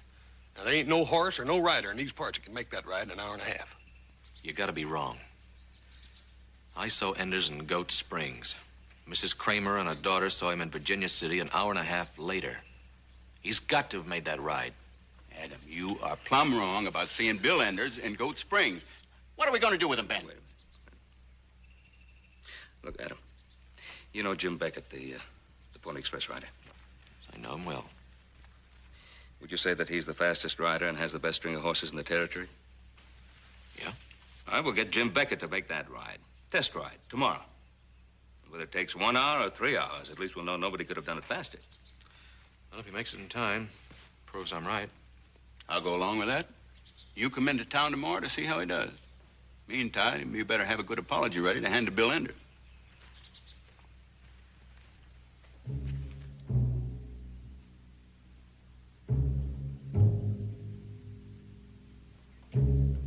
It ain't 25 miles to Goat Springs. It ain't 28 miles. If it's a foot more than 20 miles, I'll crawl it on my hands and knees. It's closer to 30 than it is to 20. That's what I say.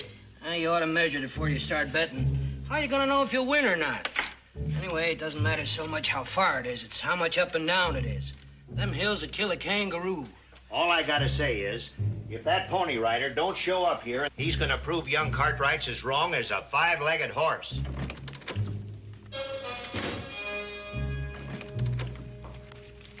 Adam, they told us you were here. I insisted we come and talk to you. After all, we've been friends for a long time. Well, I'm sorry it has to be this way, Mary. You're not as sorry as I am, Adam. If it weren't for the wife here, I'd have been gunning for you before this. Men. How stupid they are sometimes. I don't mean you, Adam. I mean my husband. He seems to think a gun is the answer to everything. She showed me the light. Said that no decent man would make an exception for a friend when a thing like a murder was concerned. You're as decent as they come, Adam.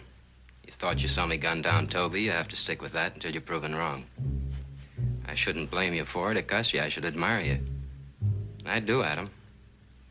Must be miserable for you to call a friend a murderer.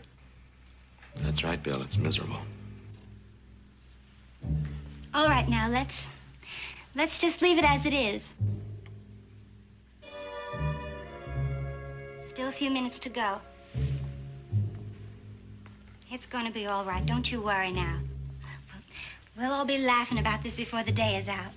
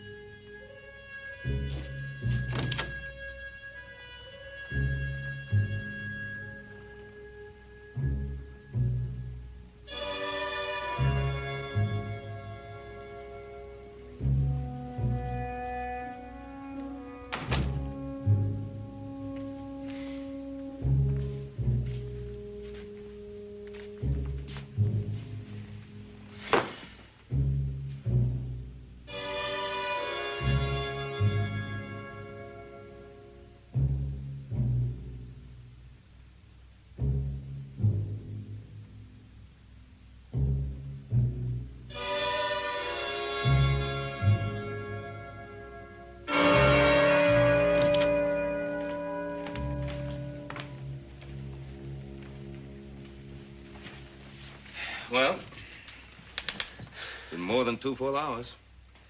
I know. I've been watching the clock. Change your mind about Enders yet? No. Well, how do you explain the difference in time? I don't. Here he comes! Here comes the pony rider! It's the Pony Rider, Paul.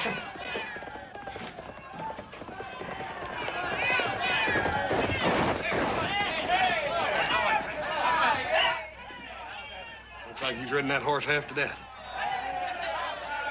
Well, Jim gave it a good try. Jim did the best he could. And it still took him 2 hours and 5 minutes to ride from Goat Springs to Virginia City. Now, that should clear Bill Enders. It seems to. Only seems to? Bill Enders killed Toby Barker, Pa, and nothing's gonna change it.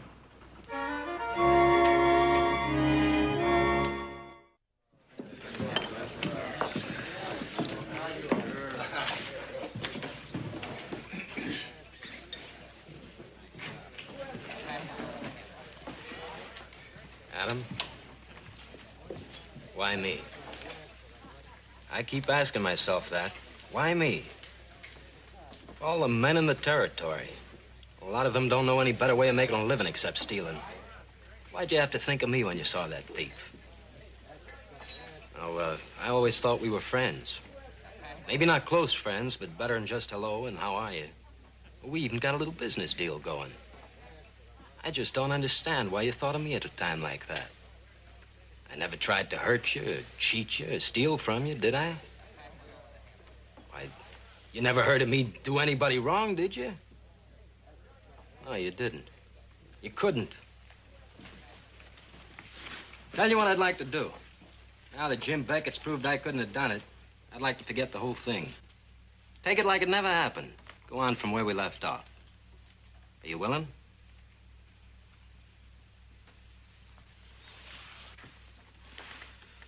Bill, I saw you and another man rob the station at Goat Springs.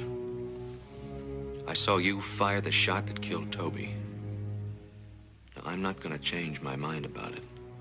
I'm not going to forget it. I'm going to keep on saying it and trying to prove it until you stand trial. Or till they bury me. Adam, what's wrong with you? Why are you doing this to me? You gotta have a reason. No man tries to lie another man onto the gallows without a reason. Well, what is it? Tell me. You want me to hang. You want me dead and out of the way. Why? Is there something about that mining claim I don't know about? A pocket of gold, maybe? A new vein of silver? You know better. Do I? What about my wife? She's a beautiful woman. None prettier in 1,000 miles. You've been kind of friendly with her now I think about it. Real friendly. She the reason you want me out of the way? So that you and her can get together?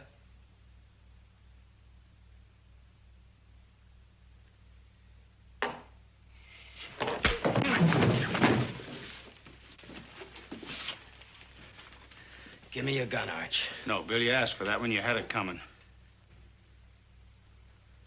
Sammy, give me yours. No, Sammy, don't give it to him. Give me that! Adam, you'd better get out of here before you get yourself killed.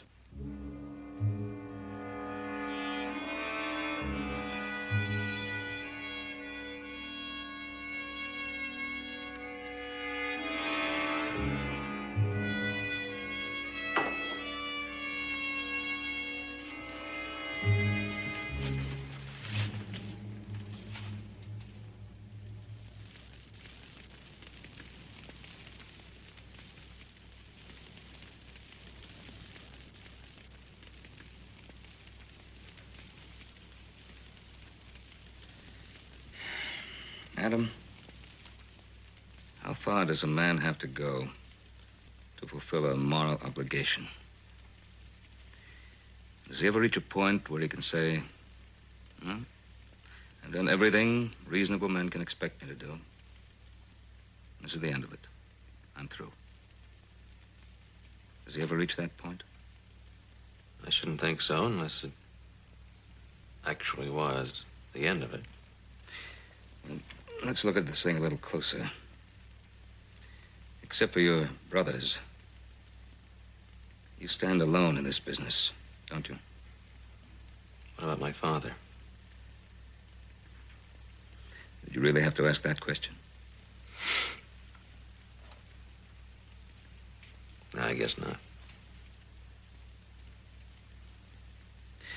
Well, in any case, everyone you know, the sheriff, businessmen in town, housewives, the children, all feel the same way. They think you're dead wrong about Enders. I know. And yet they are the very ones for whom you're fulfilling this obligation, aren't they? I expect so. I don't think they'd find fault with you if you decided to stop right now. As far as they're concerned, you're out to destroy a man most of them like. I think they'd rather you quit. True enough. Huh? What are you going to do? I'm going to think it over. Maybe I'll turn out to be a bigger coward than either one of us thinks.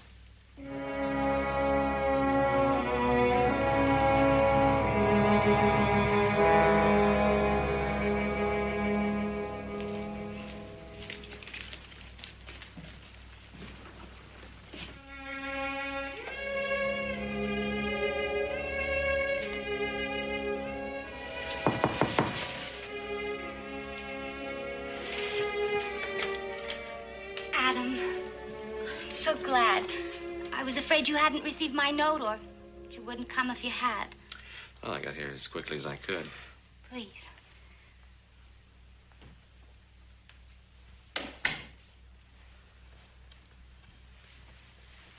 Come. Sit here.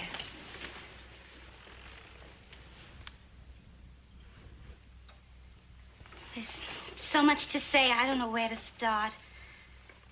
Well, why don't you try the beginning? Of course. Good, sensible Adam. You always know what's best. Adam, I want to ask you a favor. A personal favor for an old friend. You the old friend? Adam, almost everyone in town seems to agree that Bill is not the man who killed Toby Barker. In fact, you seem to be about the only one who won't accept that fact. So? Bill has been trying very hard to make something of himself. In a business sense, I mean. I've tried to help him. I think he has a pretty good chance. But you're Adam Cartwright. Anything you say, anything, even if you're honestly mistaken, is bound to influence people to some degree. If you go on saying that Bill killed Toby Barker, it might just be the end of all his chances. Well, what would you have me do, Mary? Stop saying it. Even though I'm sure. Yes, Adam. Say to yourself, I was honestly mistaken, but mistaken after all. Won't you do that for me? You're asking a lot, Mary.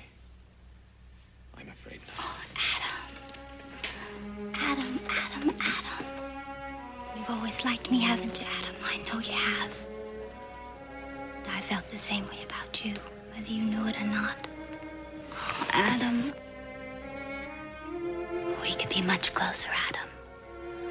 We were careful about it.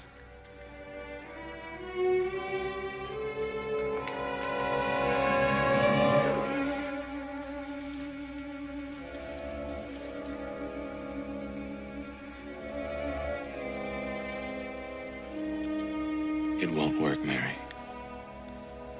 All you've done is to tell me that Bill is guilty. I'm sorry.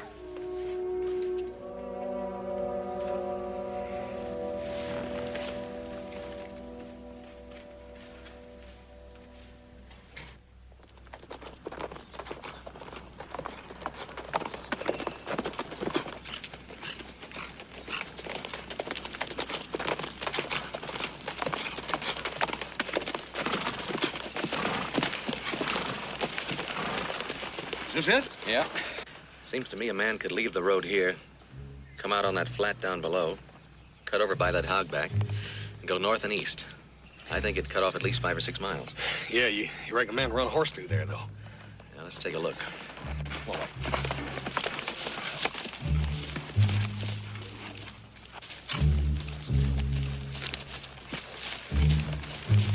Hey, Adam, come here. Fresh tracks. Been a couple of horses by here recently. Yeah, well, it could have been anybody. Let's take a look and see if we can't find out where they came from. Right.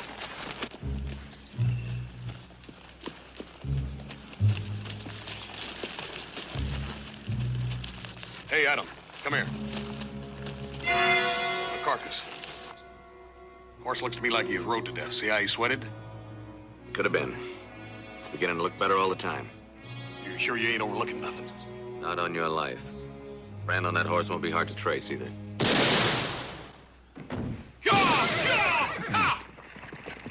All right, Adam? I just tore my shirt and a little hide, that's all.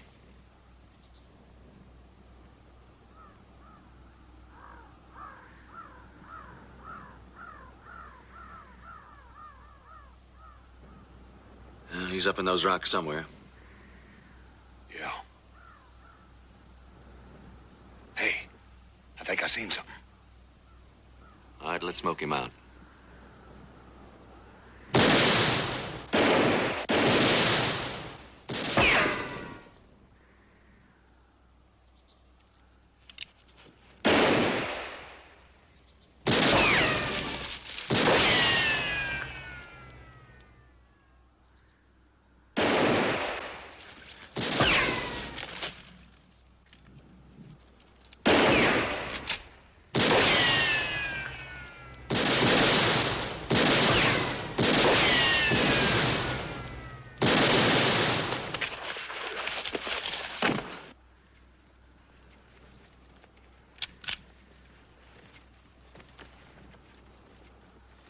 Who is it?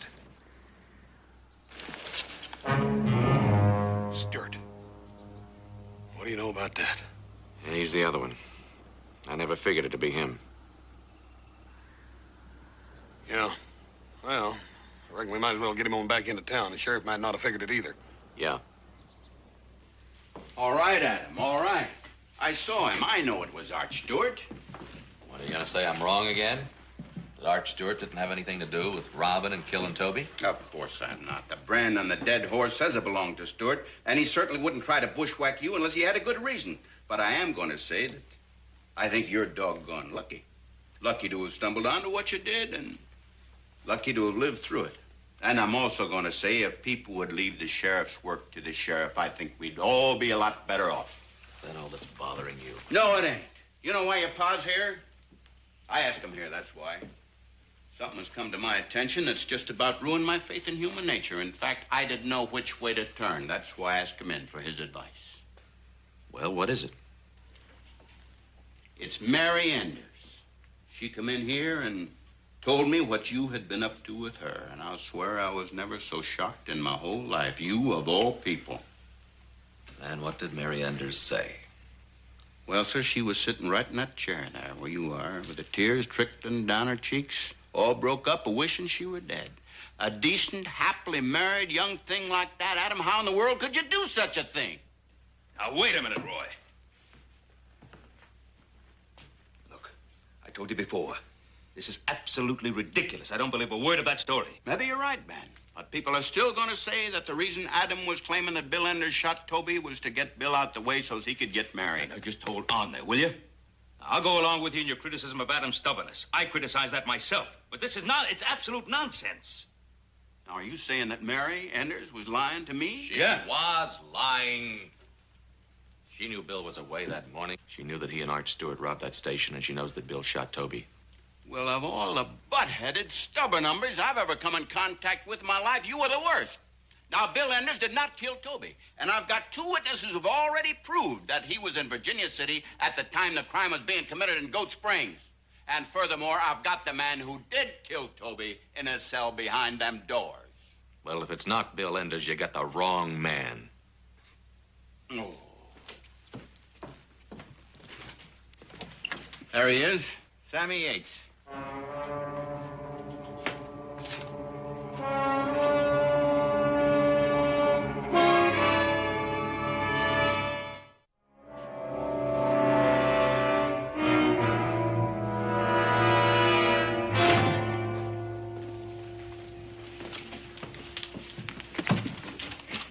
Sammy admit he was guilty? Of course not. You expect a man to admit to something that's going to hang him? Well, what about the gold coin? We found $1,500 of it Goat Springs money hid in a mattress on his bed. And what did he say when you found it? Just exactly what you'd expect him to say. He didn't know nothing about it. Well, he was telling you the truth. Sammy didn't rob the station, and he didn't kill Toby. Enders did and planted the money to make Sammy look guilty. Oh, the devil he did. Look, Sammy fits your description, don't he? He's the right size. Yeah, he's the right size. He was Stewart's errand boy. Don't it make sense he'd help him out in the holdup? Then what makes you so dad-blasted sure it wasn't him? Because it was Enders. No. Ben, this is your son. Can you talk some sense into his head? I think it'd be a waste of time, Roy. Pretty hard to change his mind once he has that look on his face. Particularly when he may be right. Gentlemen, I've had just about all of you Cartwrights that I can take for one day. Now it's my job to save your life if I can. But I'm not going to argue with you anymore. I'm going to lay down the law to you. Now, from now on, you stay out of this case, and you stay away from Mary Enders, and you keep your mouth shut about Bill Enders. Now, that's an order. You hear me? I hear you. Now, get him out of here. And if I was you, I'd take him clean out of the country, because he ain't apt to live a long time if he lingers around here.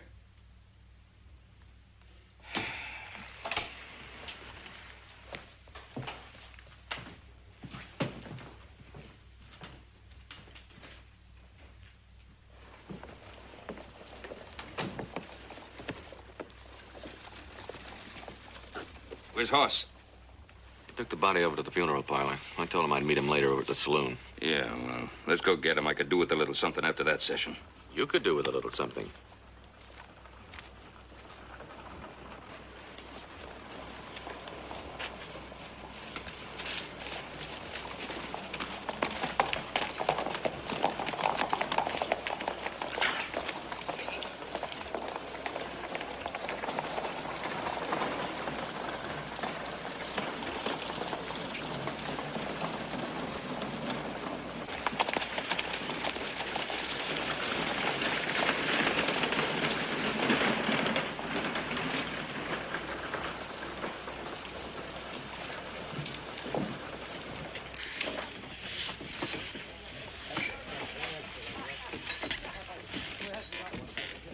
Adam, Paul, fellas look tired. Sit down and have a beer.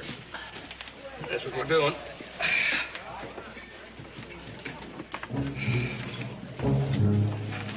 All right, Adam.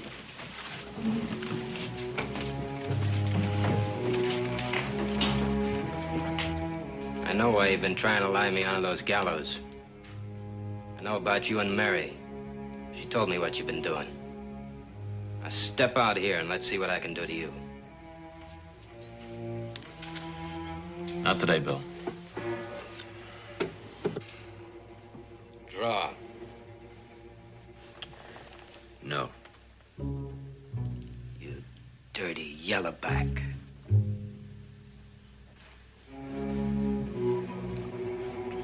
Nope. You sneaking, thieving, lying coward. No. Stand up like a man or I'll gun you down where you are. I'm not going to draw against you, Bill. I'm gonna count to 3, Adam. Then I'm gonna draw. I'm not fooling, Yellowback. I'll count to 3. You just count to 1, Enders, and I'll cut you square in half. There'll be no gunfight today. Then you get your boy out of town. Come on. Come on.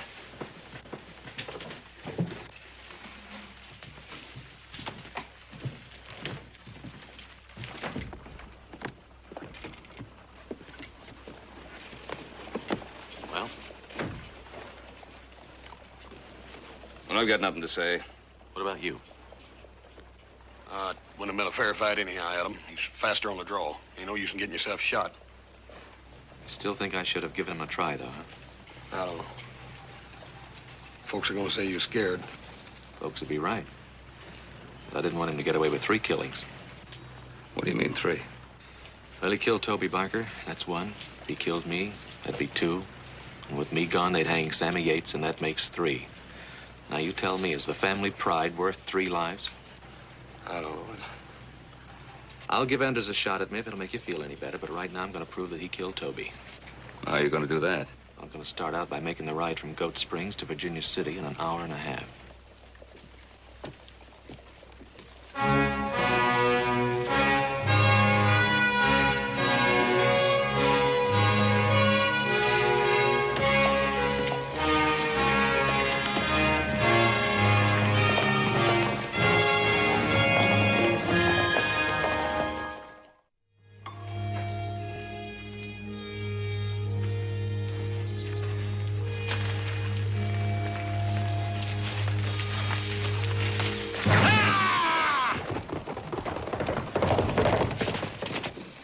Exactly 8 o'clock.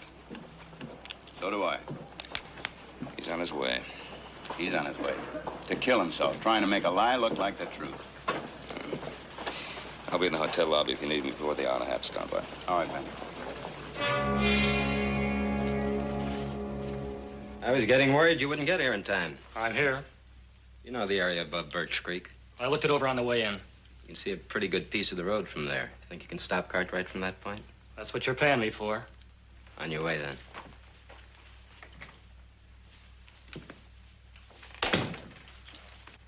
I heard that, Bill. I won't allow you to do it.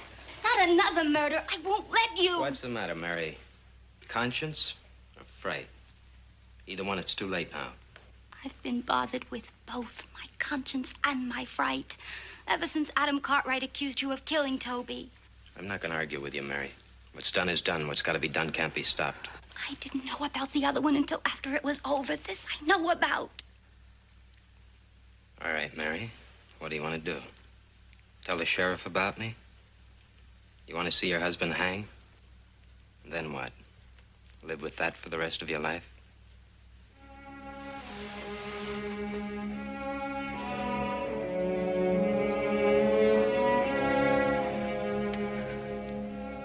See?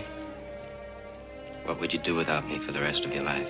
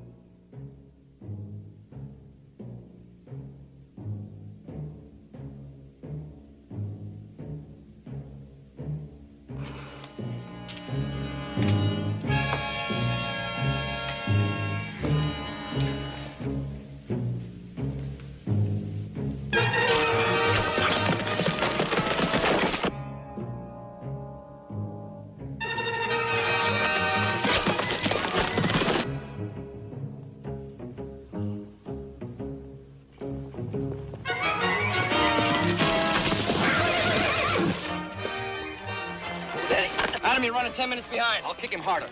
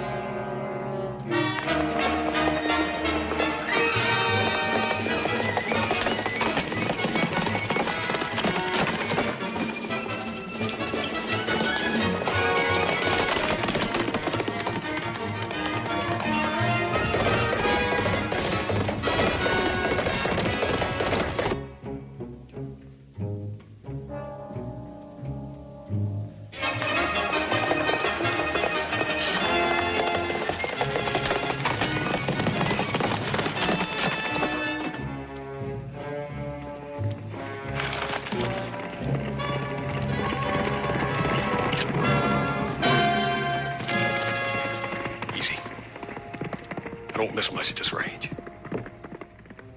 Drop it.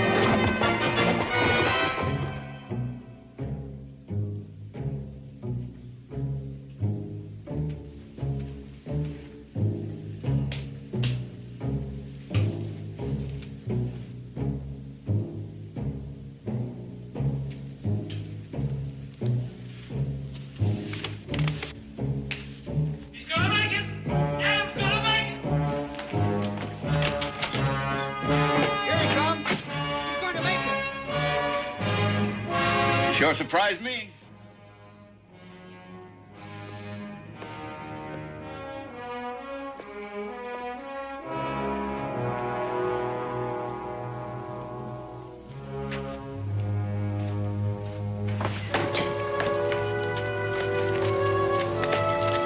Sheriff! Sheriff, I lied to you. Adam Cartwright had nothing to do with me. And my husband, Bill Enders, killed Toby Barker. Well, Bill, hold on there. Stand clear, boys. Hey, you hold on. Bill!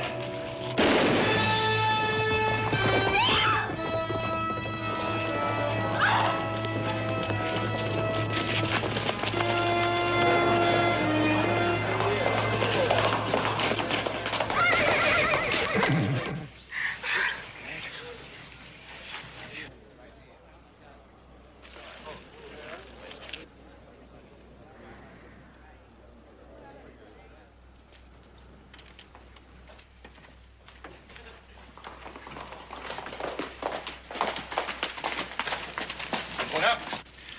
I didn't make it. You didn't make it. We were right behind you. Mary Enders confessed to Sheriff Coffey before I got here. Mary confessed? Bill's gonna stand trial for Toby's murder. Well, thanks to Adam. Thanks to what we called his stubbornness. For a man to hold on to his convictions takes courage. It's a good ride, son. All the way. Now, come on, let's get home and get those chores done.